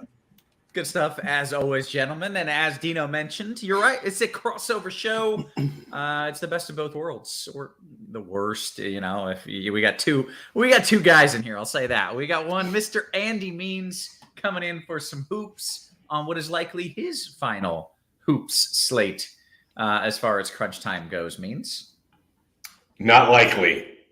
Definitely Confirmed out after tonight. You never. Somebody might call in sick tomorrow, and you got to step up on a Saturday and save the day. Means No, man. No. We're celebrating Easter tomorrow. I can't do that, man. Can't do that. Sorry. How do you feel? How do you feel? A little nostalgic, a little sad, a little happy, a little bittersweet? Not after today, man. I had to read Cheese's article twice today, so it's been a day for me. So I'm not. I wouldn't wish that on anybody. Sorry. Yeah, I'm ready for today to be over. Why did you have to read his article twice? Because there's two slates, and so I had to read the first one, then I had to read the second one. Yeah, this is a day. It is a day. There's everything happening. There's Masters happening. Did you see the trees falling down? Trees are falling down. My pets' heads are falling off. That is exactly it. It's that kind of day. Everybody's fine, by the way. The tree, scary, but everybody's fine. Nobody got crushed by the trees, thankfully. Well, Means this is a weird slate because we're going to start talking baseball. Then I'm going to catch up with you and talk basketball. Then I'm going to kick you out and I'm going to talk more baseball. Is that a good game plan? That sounds great. Yeah, I'm going to be this list. You know what I'm going to do? I'm going to build my lineup while you guys are talking. I'm going to drink my little wine glass over here. And then I will be ready to talk hoops because I'm sure a bunch of stuff will happen by then. So I'll just sit here in the shadows. It likely will. I did see somewhere that it is National Beer Day. So if you felt so inclined, you can mix it up tonight. A little beer, a little wine. It's a celebration. A little champagne, end of the season. Easter candy. Little Easter candy. Mix it in. Yeah. Hey, we got Cheese as well. Cheese's MLB article is free. Dean just yelled that in the chat. That is worth noting. It is free. It is there. Dean linked it in the chat as well. Cheese, how you feeling? I feel fine. I am tired.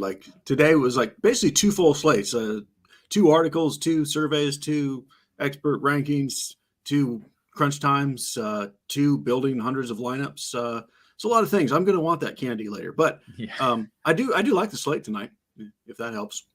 Well, it does help so long as you like both slates tonight, because you mentioned you've already done 2. You kind of have to do 2 again tonight because it's split with Fanduel and DK. Yeah. And that's the thing. Both slates had different games on both slates, early and late. It's just one of those days. Okay. Well, I have the schedule here. I've had to reference this 4 times to get it straight in my head. The first thing that locks is Fanduel. That happens at 6:40 Eastern. So we're going to start by talking about Fanduel.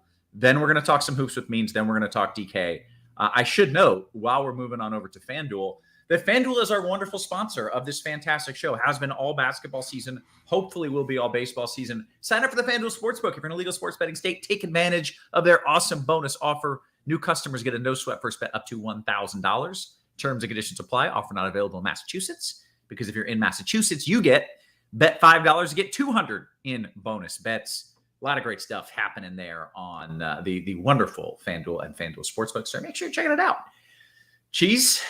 Weather. There's only one game with any weather, and that would be in Atlanta.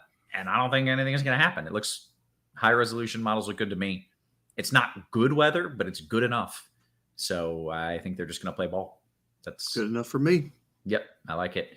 Let's dive into it. Tell me what we're going to do here on the pitcher side of things. Yeah, luckily we can make things real simple on the pitcher side and then just move right along with our lives.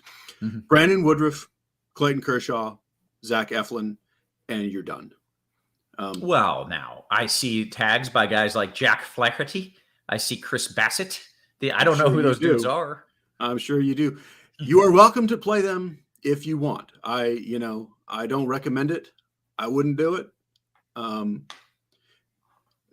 I would just play Zach Eflin if you can't afford Woodard for Kershaw, period. So the thing, but Flaherty and Bassett are the two guys who looked horrendous in their first start, like something's wrong with them, horrendous. Now, that doesn't mean that anything's wrong with them. It was one start.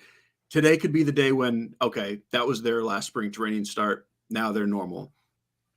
However, normal for Jack Flaherty, you have to go back 3 years. Like last year, he was hurt, only pitched a little bit, and he was horrible. Like he hasn't been a good pitcher in 3 years, and he walked 7 guys on opening day. I don't know why you would play him on a one-pitcher slate. I think it's wrong and silly and wrong.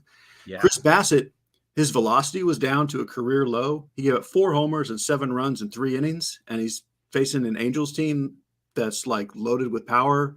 You don't need to do it. You can do whatever you want. I think it would be crazy. I think you should have a 3-pitcher pool personally and be done with it. But what about Mackenzie? Can she pitch at all? Is she any good? She is okay, but she is in Coors Field, and at 7,800, like you just don't need that salary on FanDuel. Okay. The salary is just not that tight. Now, if you just don't want to trust Zach Eflin, it's not like Zach Eflin is some superstar, but he's at home against Oakland, which I will take over, facing the Angels, or certainly over someone in Coors Field. Yeah. Okay. That makes sense. I guess we'll talk some of the hitters. I have a feeling that I know where you're going with some of these already, but let's kind of start by talking about the stacks. Yeah. So here's where, because you could tell from the way I talked about the pitchers, there's not much to like, which means all the offenses are to like. We do have Coors Field, but that's the Nationals and the Rockies, who are the 2 worst teams, like the least talented teams of the stackable teams. So those are not my favorite stacks. My favorite stacks are the Dodgers, the Blue Jays, and the Braves, with the Brewers and the Angels coming next before we get to the Rockies and the Nationals. Okay. I'm getting yelled at to keep you moving because we only have 15 minutes, even though you usually do this in like 5. So continue. Yeah. Okay. So catcher, first base, salary is a little bit of a thing if you use Woodard for Kershaw. So for that reason, I think Dominic Smith will be chalky-ish. I like Rowdy Tellez way better, straight up, and he's only 2,500. I think he's the play if you can't afford Vlad, Crone, or Olsen. Like those 3 guys are the top plays. I kind of only like Freeman and Stacks, but Vlad, Crone, Olsen, if you have money. My favorite is Rowdy Tellez. If you don't, feel free to play Dominic Smith. Feel free to play anyone in Coors Field ever, but I just don't love the guys. Okay, first base. That was first base. Okay, because we really don't need a catcher. Right. Yeah. We're just FanDuel here. Yeah. Yep. So I love the Dodgers tonight, and they have 2 cheap second basemen, where one of them you could use at other position, and Miguel Vargas is sitting 5th. I do prefer Ozzie Albies straight up. So if you've got 3,100 instead of 2,500, I would play Albies. But I like both Dodgers either in stacks or by themselves. I do like McMahon in the lefty. If you want to get to that Coors game, just play a lefty, and then that'll be the guy that gets overlooked because people are afraid of that. But as usual, second base is bad, which is why I kind of just like playing a cheap Dodger. Okay. Then third base, it's not bad. It's always good. You are correct, sir. It usually is. No. Yeah. So the top 2 guys by a lot are Machado and Riley. They're really not that expensive. I mean, 3,500 and 3,800. You can afford one of those guys. I love them as one-offs in tournaments. You don't have to be stacking those teams to play those guys. If you need something cheap, Paredes is 2,300, and he's in that first game for Tampa. You can certainly do Tampa stacks as well, although they don't really rank up there with my top tier. But as far as a cheap one-off at third, I think Paredes is pretty good at 23. But spend up if you can, because Machado and Riley are great. They are. Okay, shortstop. I think we probably get spread out ownership between Bogarts, Bichette, Jurickson, Profar, and Wander Franco. We're showing Louis Garcia with higher ownership, partly because he's dual position eligible. I think he'll be more of a DraftKings chalk thing. I only like him in stacks. I like Willie Adames as well. Again, going back to that, I'm not sure that Jack Flaherty is okay. And then you also have Chris Taylor available at short. If you're doing a Dodger stack, you play Vargas at second, Taylor at short. Very good. Outfield. You might guess this, but the outfield is fantastic. Mm-hmm. My favorites are the Angels, Ohtani and Trout. My next favorite is Betts. My next favorite is Acuna. And then I guess I'll go with the Coors Field guy with Chris Bryant. Those guys are all expensive-ish, which is why I mentioned a lot of the cheaper bats in the infield. JD Martinez, way too cheap at $3,000. I would play JD Martinez long before I would play some random nonsense Nationals guy, like Alex Call, for example, who's fine. Like, he's not nonsense. I kind of like the guy, but I would play JD Martinez ahead of him. I like Taylor Ward a lot. I do like all the Angels. Jesse Winker, I like a lot at 2,700. You can do all kinds of things with stacks like the Dodgers, where they have, and the Brewers, like just all throughout the lineup 1 through 9, where they get cheap. But the cheap stuff in the outfield is not as useful as it's going to be later when we talk DraftKings. I think you mostly get up around the 3K range, but feel free to punt one guy, mostly in a stack. Like maybe that's Eddie Rosario in a Brave stack, or Marcell Ozuna. But for the most part, get up to the mid-range outfielder, even if you can't go, Acuna, Ohtani, Trout, which you can't if you're playing one of the top 2 pitchers. Okay, very good. I got a question. Roth, is the weather still good in Atlanta? Yes, weather looks good or good enough in Atlanta. I think it's unlikely you even see a delay there.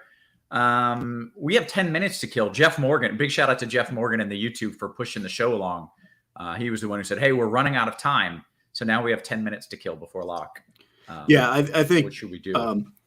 It goes faster when there's just one of me talking about everything. Yeah. So up to you. If we have questions, we can take them. If not, feel free to do some basketball and, come back to me if there are some, or I'll just wait till after lock and then we'll move to DraftKings. I think that's the move. I think that we go ahead and we talk some hoops right now. We talk some basketball. Maybe, we'll circle back and get back to things in just a little bit. So call at me if there's questions. I'm going to mute. And again, I'll be in Discord if you have baseball questions. Okay. We're probably going to come back to you not too long from now, to be honest. So well, here I'll be. Yeah. Means let's kind of dive into what we got going. All right, I'm not going to rush then because I got 30 minutes now. My whole speech was 20 minutes. So you're only set for 20. Yeah, Here's so I'm the gonna spread this out. If you just want to go 20, that's fine. We can start talking about the other baseball slate. We can all get out of here early. Yeah, we're out of here like 5 minutes before the NBA slate. Right, it's in a long day. Yeah, because Cheese already talked about his thoughts. It's the same slate later. Like we'll be out of here in no time. Yeah, forget about all this stuff. All right, so I actually didn't have a speech. Okay. I'm trying to think. Yeah, I'm trying to think how I'm going to walk through all of this. Hey, wait, real quick. Wait. Go ahead. Is that the Better Collective gift sweater that you're wearing there? Damn right, it's comfy. I got it today. Wow. Okay, see, you had the option of getting that or a Bluetooth speaker, and you chose the sweater.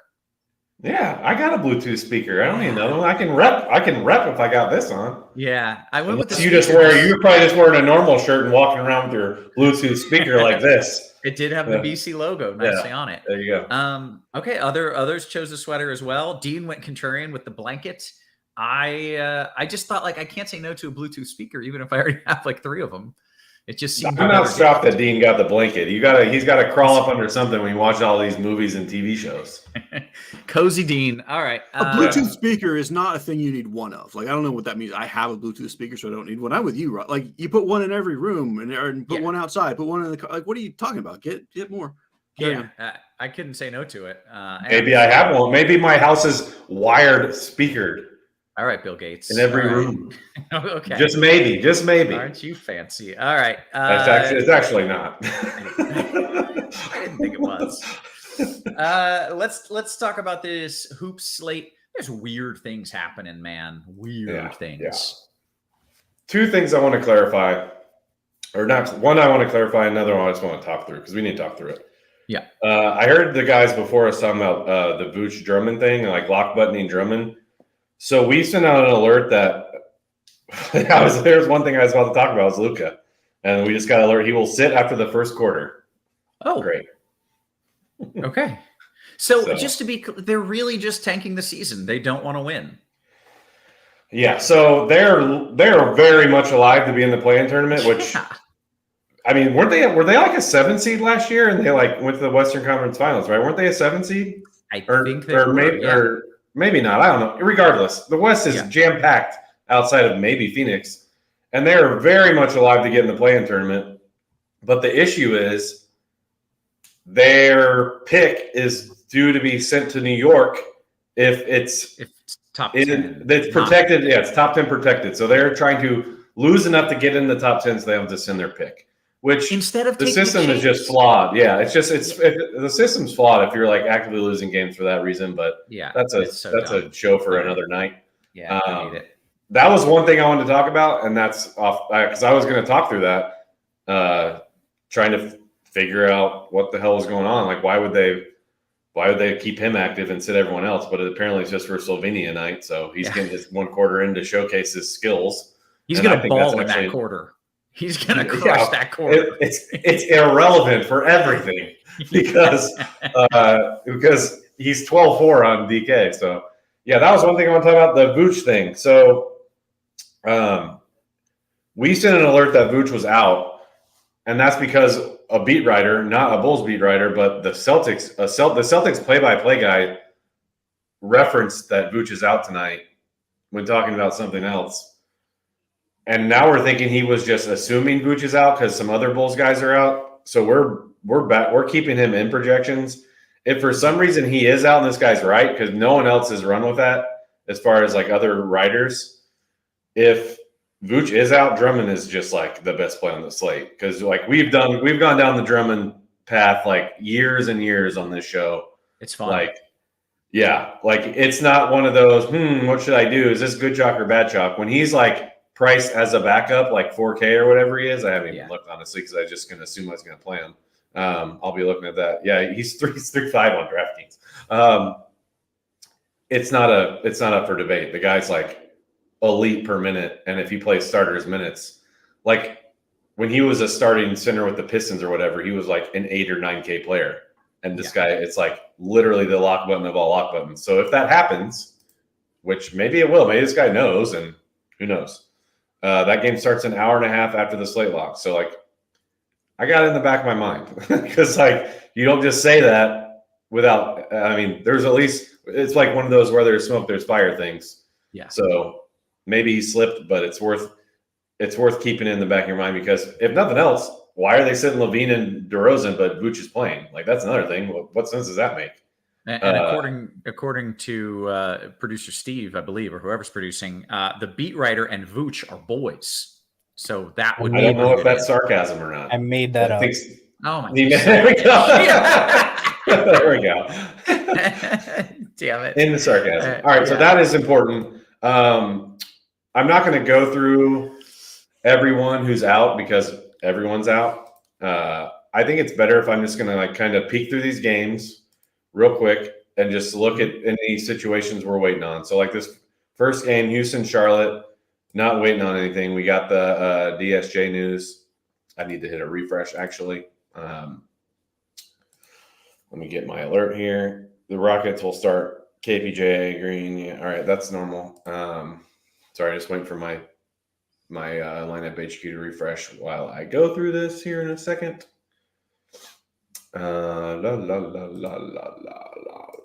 Okay, here we go.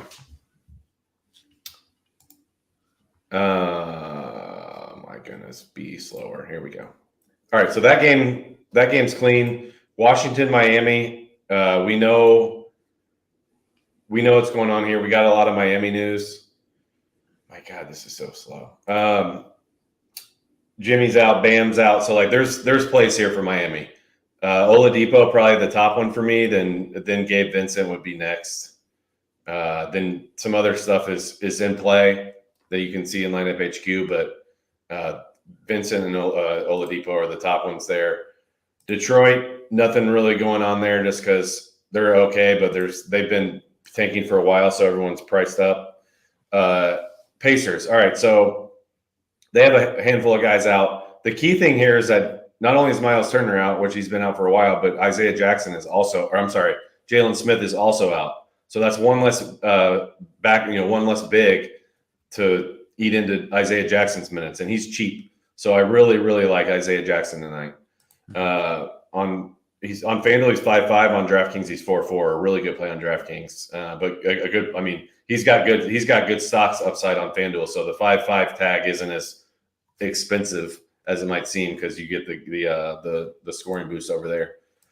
Let's go to Toronto, Boston. They should be playing this one all out. So like you would think these are like worst case scenario, come here for expensive plays. And if you didn't read my article today, at least the start of it, when I'm looking at expensive guys and I'm looking at projections, if you have people who are close or not even close, like a couple points off, and one of them is playing for seeding and one of them is not, play the guy who's playing for seeding. Like I've been going back and forth on like this Jason Tatum, Brandon Ingram thing. Like I have no idea why Tatum's playing. They have their seed locked up, but like if you run it, click the build button, Tatum's going to pop up a ton. And like we haven't projected for 36 minutes, but like he could play 38 minutes. He could play 22 minutes. I don't know. Yeah. Like they could do a Luka thing for all I know. They could sit him at the half. I have no idea. So like play Ingram. Like they're fighting for seeding. Play Ingram over him. Like just don't mess with this stuff. Like projections mean way less tonight in NBA than before because the realistic bottom and the realistic top of minutes are way wider than they normally are. So it's way different. So like that's one I've been going back and forth on. Like I don't really have a need to play any of these Celtics when there's just much better value elsewhere and much more safer, expensive plays than Tatum. So let's go to Philly, Atlanta.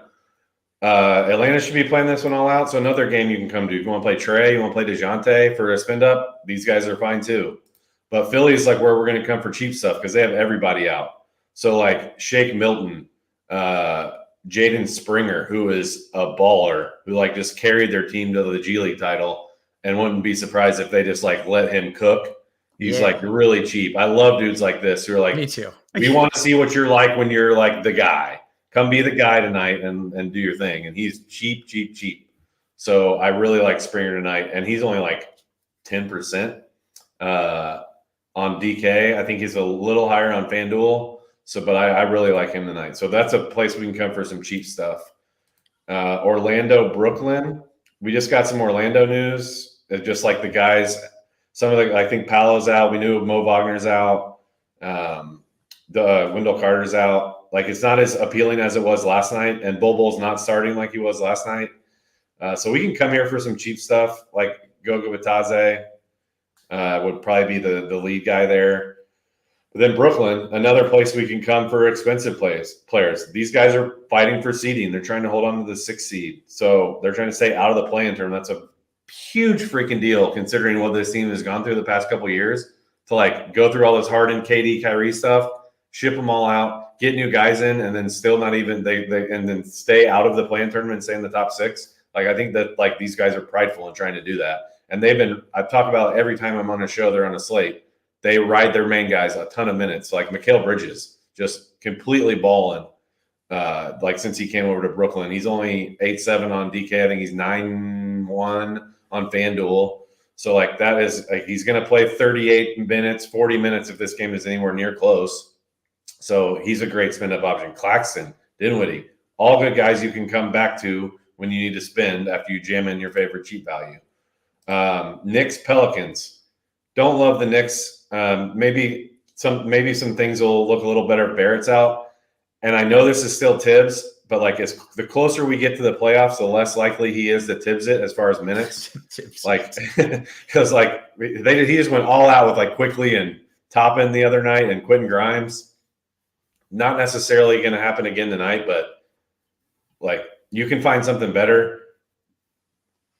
But like there's still that Tibbs upside, so like don't just like X him out or anything. Mm-hmm. But like you can find better cheap stuff for sure. Then the Pelicans, Ingram, love him as a spend up. Probably some sticker shock. Oh my God, Ingram's 10K. Oh my God, Ingram's 9.9 on FanDuel. Can't spend that for him. Well, he's been absolutely beasting on the court lately. And then secondly, they're playing for something, so he's going to play upper 30s minutes probably. So like another reason to play him as a reason, like instead of like Tatum or something. The Memphis Milwaukee one. So I'll start with Milwaukee. They're without a bunch of their main guys. Portis is a really good spend up tonight, kind of in that upper mid tier range, like in the high 7s. No Giannis, no Middleton, no Drew, no Brolo, no everybody. So I like him. And then I like Javon Carter on FanDuel where he's cheap at 5.2, but I don't like him as much as some other guys. And then Memphis, not one of my favorites, just because I think even though they're technically playing for something, they will probably pull the plug pretty quick if they're up by a lot. They're if they win, they get the 2 in the West. And so with Milwaukee resting everybody, you would think that's inevitable, but not one of my favorite spend ups and nothing cheap. So not one of my ideal place to look. We already talked about the Bulls thing. I'm mainly here for the Drummond situation. If that comes to fruition, there's going to be some cheap guard plays. Maybe like Dalen Terry's all right, but like I like other cheap stuff better than the Dallas thing. Like when our projections update, Hardy's going to be off the freaking page. That's what I was going to say. Is he back down to minimum price basically? Oh yeah, he's like he's 5K on DraftKings. I think in the similar range on FanDuel. And we saw how this show played out, a month or so ago. And Josh Green is also out. Tim Hardaway is also out. They have nobody. So it is all Jaden Hardy tonight. Lock that dude up. And there's going to be maybe some other stuff on DK, on Dallas, but not too interested. Golden State, Curry's cool as a spend up. Not really interested anywhere else. All right, Sacramento. They have, wait for it, 7 guys listed questionable. Oh, what? So when I said Memphis is going for the 2 seed, they're in it with Sacramento. If Memphis wins, Sacramento has nothing to play for. And they play 2 hours after that game. So they're going to wait and see what happens. And they're going to rule out 0 guys, 7 guys, and 7 everything guys. in between.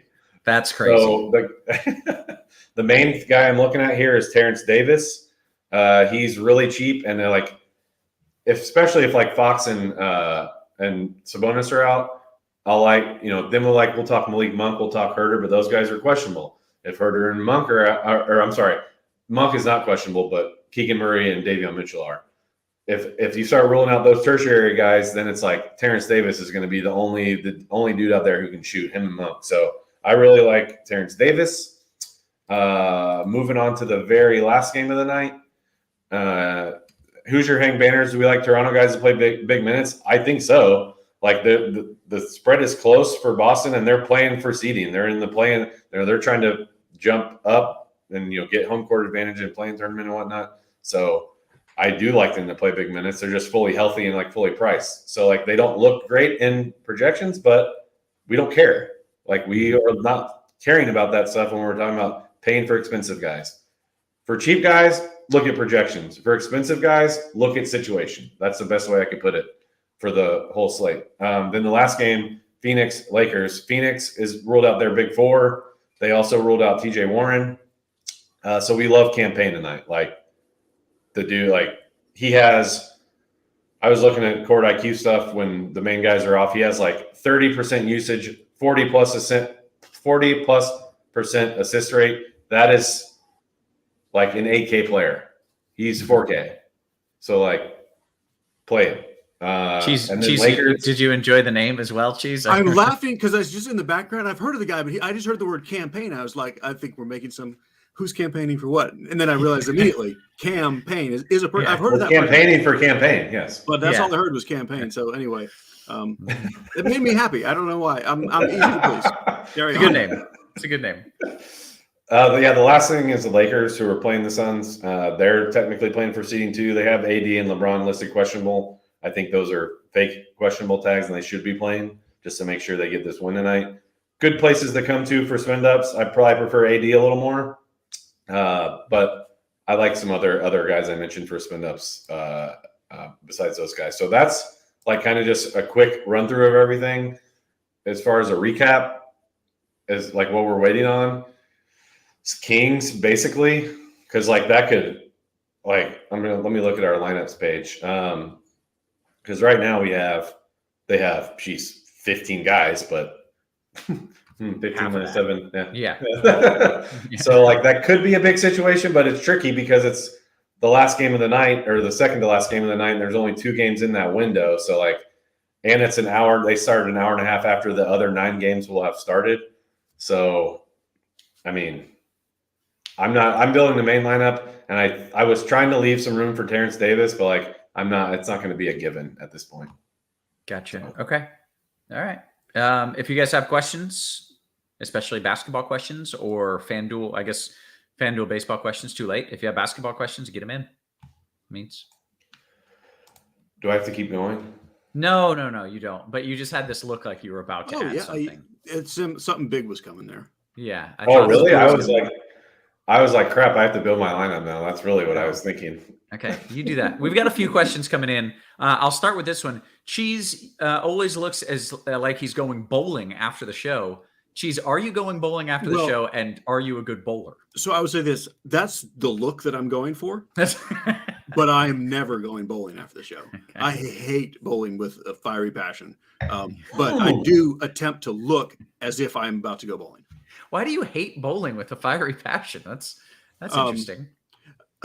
I don't completely know. I do not like it. Yeah, no, that's how I like that I like that it exists. I'm happy that bowling is a thing, and I like when people like it. Yeah. Again, strange but true. But it's not for me. I love bowling. And that's why I'm glad they have it, so people like me have something to do. Me and all my friends, we like gamble on it heavily. I'm sorry. You not like professional bowler, like you go bowl and gamble on it. Yes, we gamble amongst ourselves. That makes like on our like picking up spares and like top score and stuff. It's really fun. To be fair, I have a lot of super weird injuries that are all kind of exasperated by bowling. So it's probably some PTSD. And like if I go bowling tonight, like I wouldn't be able to walk tomorrow. Yes. And I would not enjoy myself. It's a very lopsided sport. I could see that causing some issues. All right, we're going to take some QQs, and there are some basketball questions coming in. Rad Dad Fanny Pack says, does AD play full minutes tonight? Means you expect he would and should, right? He should, yeah. Unless you hear he's out, he should play full minutes. I mean, that's not withstanding if they just whoop their ass, but they're like 13-point favorites. They're playing their G League team, basically. So, but relatively competitive game. He should like be in the 30s, yeah. Yeah. Favorite spend up on DK means there's a lot of good value that you mentioned, and even more that could open up, with guys like Hardy. But where are we spending? Is it Ingram? I will tell you exactly where we're spending, and I mentioned his name a bunch.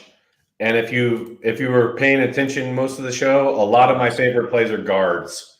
And so small forward is Brandon Ingram. I love spending up there. Power forward, Bobby Portis. I love spending up there because the value is at point guard, at shooting guard, and a little bit at center. So I like Ingram and Portis. Okay. Well said. Are we worried about Portis's minutes here because the rest of the team is sitting and he is kind of a key rotational player for them? Yeah, a little bit. I mean, the issue, if I could find something else at power forward I liked, and I have to spend up somewhere, that's the thing I keep coming back to. Because like I could spend for Tatum, but like I have far more worries about Tatum. Sure. The reason I keep coming back to Portis is they listed all those dudes out. So like if they didn't want him to play, like just list them out. And they're not the most straightforward lately with injury reporting. But I mean, there's definitely reason to be worried. I have a little bit of worry. I'm still going to play him. Gotcha. All right. What's your take on Ice Trey tonight? That's what he does. No one's going to play him. He hits a 3. He goes like this. No one's going to play him because the best plays are a guard. So like, and they're trying to win. So take that for what it's worth. You just got to be able to make up for it elsewhere, you know? Yeah. It's just Layla with kind of a difficult question for you, but top 4 guards in a DK GPP.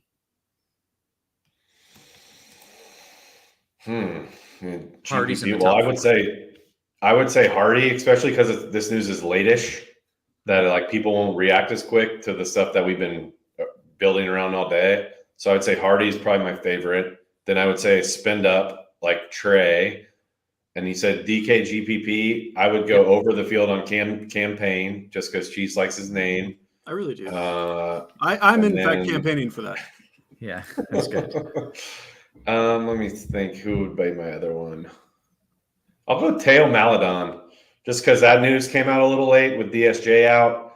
That game is like, I don't think anyone's going to play that game because everyone's like priced okay. There's not like a really good cheap play. There's not anyone that's a spend up you can play. So like, I think Teo Maladon and everyone in that game basically is just a great play. Okay, very good. More questions here. I'm back in the RG Discord as I should have been the whole time. And NBA DFS says, assuming the Kings rule out the 10,000 guys who are questionable, means do you prefer Payne and LeBron or T. Davis and AD? It's Davis and AD if those guys are out. Man, if they rule out all 7, and that's actually a really good question because that's all late game stuff. So that could come to fruition. I would be lying if I said I mathed out all of that as far as like what exactly Terrence Davis would look like. Man, it's going to be hard for him to look better than Cameron Payne, though. We have a massive projection on him. So what I would say is my answer to that would probably be the campaign side. But hopefully whoever asks is also a premium subscriber and can see our projections update. So that would be the real answer.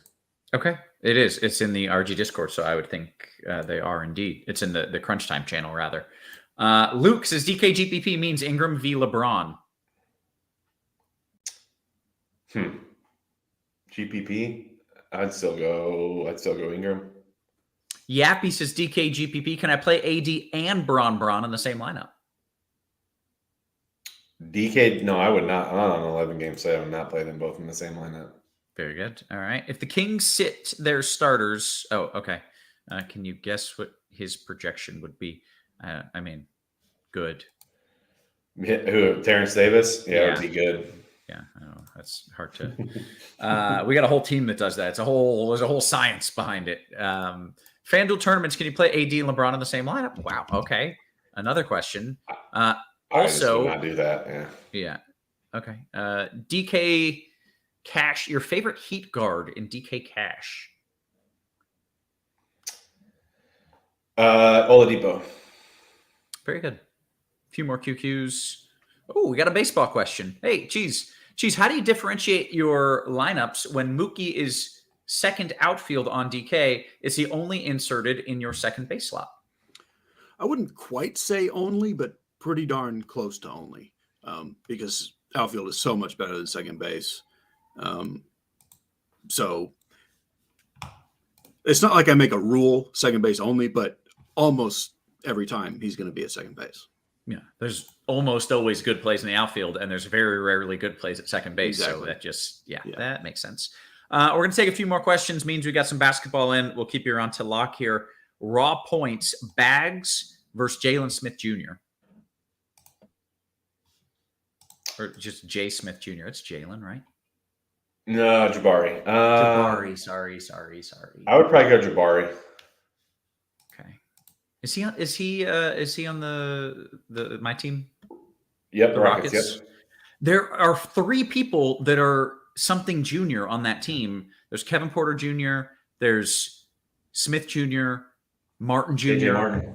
I can't keep they're all just the juniors to me, and I don't know which one is which, and it really pisses me off. It's annoyed me all season. Like I could not. I mean, at least 2 of them have dads who played. Right. I don't know if the Kevin Porter's dad played too. I assume. I don't know. Probably. It's very frustrating. I don't know who's who. We need one of them to be like a third. That would make it. They could just be the third. That would help. From what I'm hearing, a lot of people are playing Payne, rightfully so. Should I pivot off of him and play a little Shake Shack Milton or Kobe White? I mean, if you're looking for a pivot, I think Kobe White makes sense because I think Shake's going to be pretty popular. Okay, very good. Do you like Ja in cash games on DK? I do not, because you have to play. There's way too many good guards that you should be playing that are cheap and then spend up elsewhere. Yeah, very good. We got about 2 minutes left. Means it appears that we have caught up on. Whoa. Yes. Caught up? No, you're not going anywhere. You're staying until lock. You only got 90 seconds to kill, but we did catch up on the questions. DK Tears question: Tatum or Luka? This had to be an old question. Luka's only getting 1 quarter. You can't play Luka. Oh yeah, Luka for sure. Don't X him out now. Hurry. Yeah. You can't play Luka. He's literally, for those who missed it, Luka, they announced he's only playing the first quarter because it's Slovenia night. Did I pick the right country? Yes, you did. It is Slovenia night.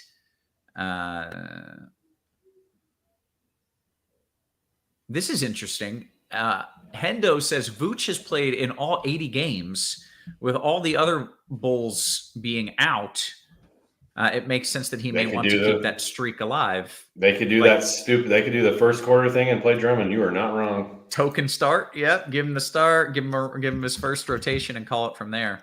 Mike says, hey, I just want to say thank you to Meansy for the NBA content, along with all the other experts we've been bringing on. Looking forward to baseball, but already can't wait until next fall for more hoops. What kind of comment is that? It's been a grind.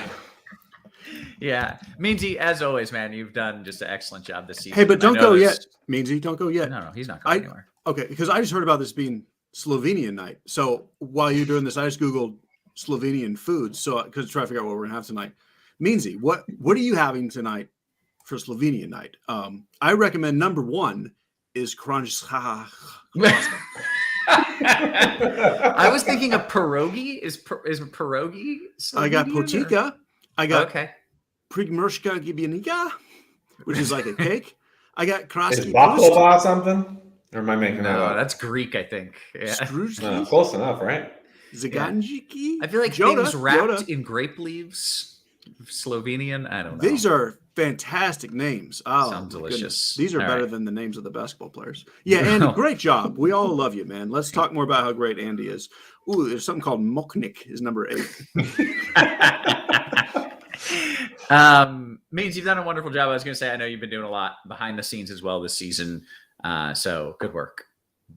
I appreciate you guys, man. I'm looking forward. I cannot tell you how much I'm looking forward to watching you two idiots talk about baseball. Roth get all sweaty because it's like raining. The radar's doing weird stuff. Trees are falling on the baseball field. Oh, it's just my favorite. Yeah. Great. I'm glad. Well, it has been it's been a wonderful season. Yeah. Can't wait for that. It's been a wonderful hoop season, man. Good stuff. We're gonna let you get out of here. Enjoy your wine. Enjoy National Beer Night. Enjoy some champagne with your campaign while you're at it. Love you guys. Yeah, love you. Appreciate you. Look at that. Oh, that's love right there. That was real love. Hey, that's it. Cheese. But I would love to dilly dally, give Meansy his props and his kudos, behind the scenes as well. But we got to dive into it because we got another lock in like 18 minutes. Yep, absolutely. So DK, it'll be a lot of the same stuff. With the pricing difference is pretty big. So the main thing I want to start with saying is you'll notice when I was talking FanDuel, I really don't care much for that Coors Field game because the pricing's not so drastic. But on DraftKings, the Nationals are super cheap and going to be way chalkier, and they fit better in a lot of things. So it's not a matter of that I like the Nationals better. It's just that they're more relevant on DK because of what the salaries are. I got to be honest. I'm missing what was that tied into from FanDuel? That was a long time ago. Yeah. Okay. So on FanDuel, yeah. I pretty much didn't like any Nationals players, and I was like, I don't really like him. I don't really like him. And those same names, I was like, I don't really like him. I'm going to kind of like on DraftKings. I just want to point out the reason is completely about the salaries. Okay. It's not that I've changed my mind on how I feel about the Nationals in 20 minutes. Gotcha. Dean trolling us in the chat says, bro, we got like 19 minutes left. Move on. It's almost an exact quote from our earlier friend. All right, let's talk pitchers, what we're doing here, and then we'll walk through the rest. All right, so it's even tougher than on FanDuel because we don't have Zach Eflin. I have almost entirely Brandon Woodruff, Clayton Kershaw, and that's it. The issue is there are a lot of things you can't do if you lock those two guys in. Mm-hmm. But to me, they're so much better than everybody else. It's not even funny. I will consider playing a little Sandoval, Bassett, or Flaherty, just in the hopes that, like, what if Flaherty or Bassett gets back to their usual selves tonight? Then they're fairly priced. You can play a little Mackenzie Gore because he's 6,500 and just hope that he gives you, positive points, which anything above 0 at 6,500 might be fine tonight if Woodruff and Kershaw don't have ceiling games. But I want absolutely as much Woodruff and Kershaw as is humanly possible. Like, as I look at these point projections, and maybe this is where you can help me break down, what this means. Like, all right, Kershaw, 16 fantasy points in his projection. Some of these other guys, like Flaherty, 13. Like that. Okay. So this goes to what I'm saying. Keep in mind that projections are assuming that Flaherty is healthy and fine, and the pitcher that he was 3 years ago. He has not been that good in 3 years. If you have some reason to think tonight's the night he becomes good again, then he would be a good play. Okay. And even some of these other guys that are projected for 10 points that are much cheaper, like that seems fine to me. What's the difference between 10 points and 16 points? It's 6 freaking points. That's a double. I can use the salary and go get that somewhere else. Well, so Sandoval and Bassett are over 8K. They're not cheap. And personally, I think that for me, that Kershaw projection is low, and you should know I'm not the person to ask because I don't use or trust projections. I think they're nonsense. If you really think Kershaw is going to get 16 points, you should play him much less. Like, if you think these projections are right, then don't play as much Kershaw. You should go about even Kershaw, Sandoval, Bassett, Flaherty. I don't use the projections, and so that's not what I'm doing. I'm playing Woodruff and Kershaw. But you are correct that if you just trust those projections, then you're better with Woodruff plus one of the cheaper guys. Okay. Fair time to point out we do have the best projections in the biz, but baseball is a game of wild ranges and changes and projections. It's just like you have to put a number on it. And that you do. It's really, but so much of it comes down to, with Flaherty and Bassett, is there something wrong with them, or did they just essentially have that first start was almost like their end of spring training? And either of them absolutely could get back to what they were in the past. I mean, Bassett was very good last year. Flaherty was very good 2 years ago. And then they'd be fine. And I don't know that for sure. I'm just saying I don't trust it. And I absolutely trust Woodruff and Kershaw. Okay. All right. Fair enough. Let's talk stacks and let's talk bats. Well, the stacks are the same. With the change that the Washington stack is much more popular and viable on DK because of the salary. But I prefer the Dodgers, the Blue Jays, the Braves, and the Brewers. And I like the Rockies more than the Nationals. Okay. Want to take me position by position? A little catcher talk? We get to talk catcher here on DK. Sure, we do. The brothers Contreras, there's 2 W Contreras in the same game. No. Somebody's going to win a GPP with a 4-man stack and the wrong catcher thinking it was the other catcher. Like, that's definitely going to happen. It might be me. Yeah, it probably will be. I do like Sean Murphy and Alejandro Kirk a very good bit. But there's not much spread in the catcher salaries until you get down to like Austin Barnes, who's a fine total punt. I think catcher is a reasonable position to totally punt with Barnes, especially in cash games, and spend your money somewhere else. Okay, first base. So salary is a difficult thing. Like, I love Ohtani tremendously. I love Vlad Guerrero tremendously. I really like CJ Cron.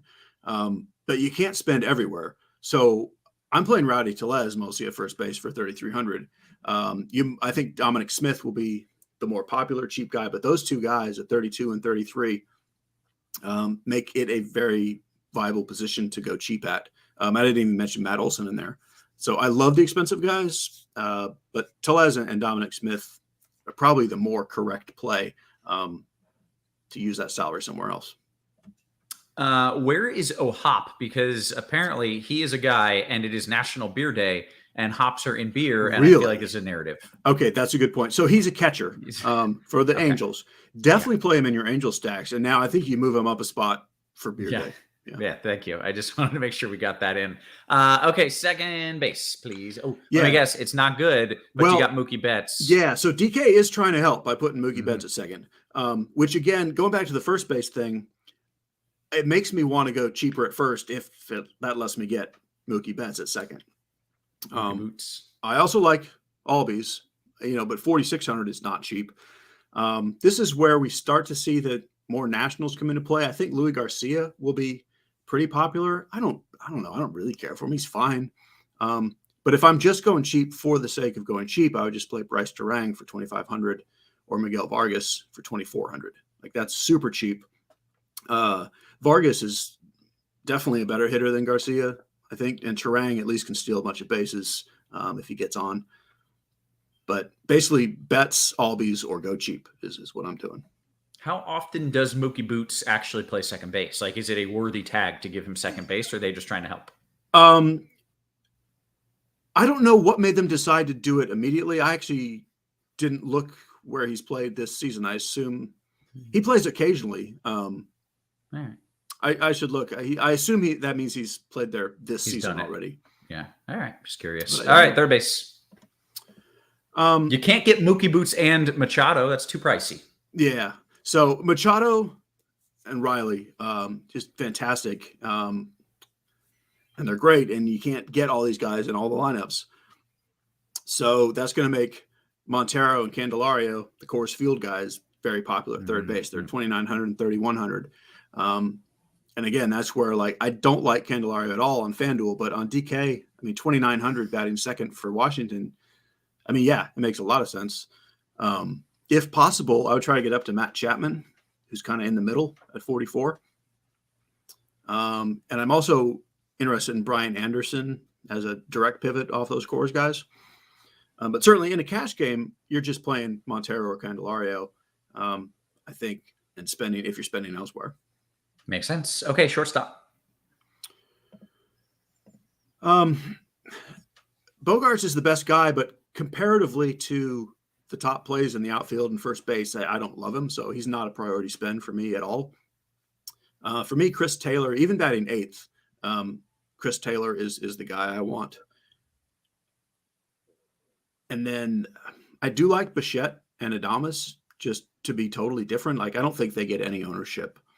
Because I think people are either maybe playing Bogarts ahead of those two guys, but mostly playing CJ Abrams, 2,400 for the Nationals, or Tovar. So those guys are cheap and they're in Coors, or playing Chris Taylor in the middle. Okay, good stuff. Outfield, please. So we've got the same big names up top.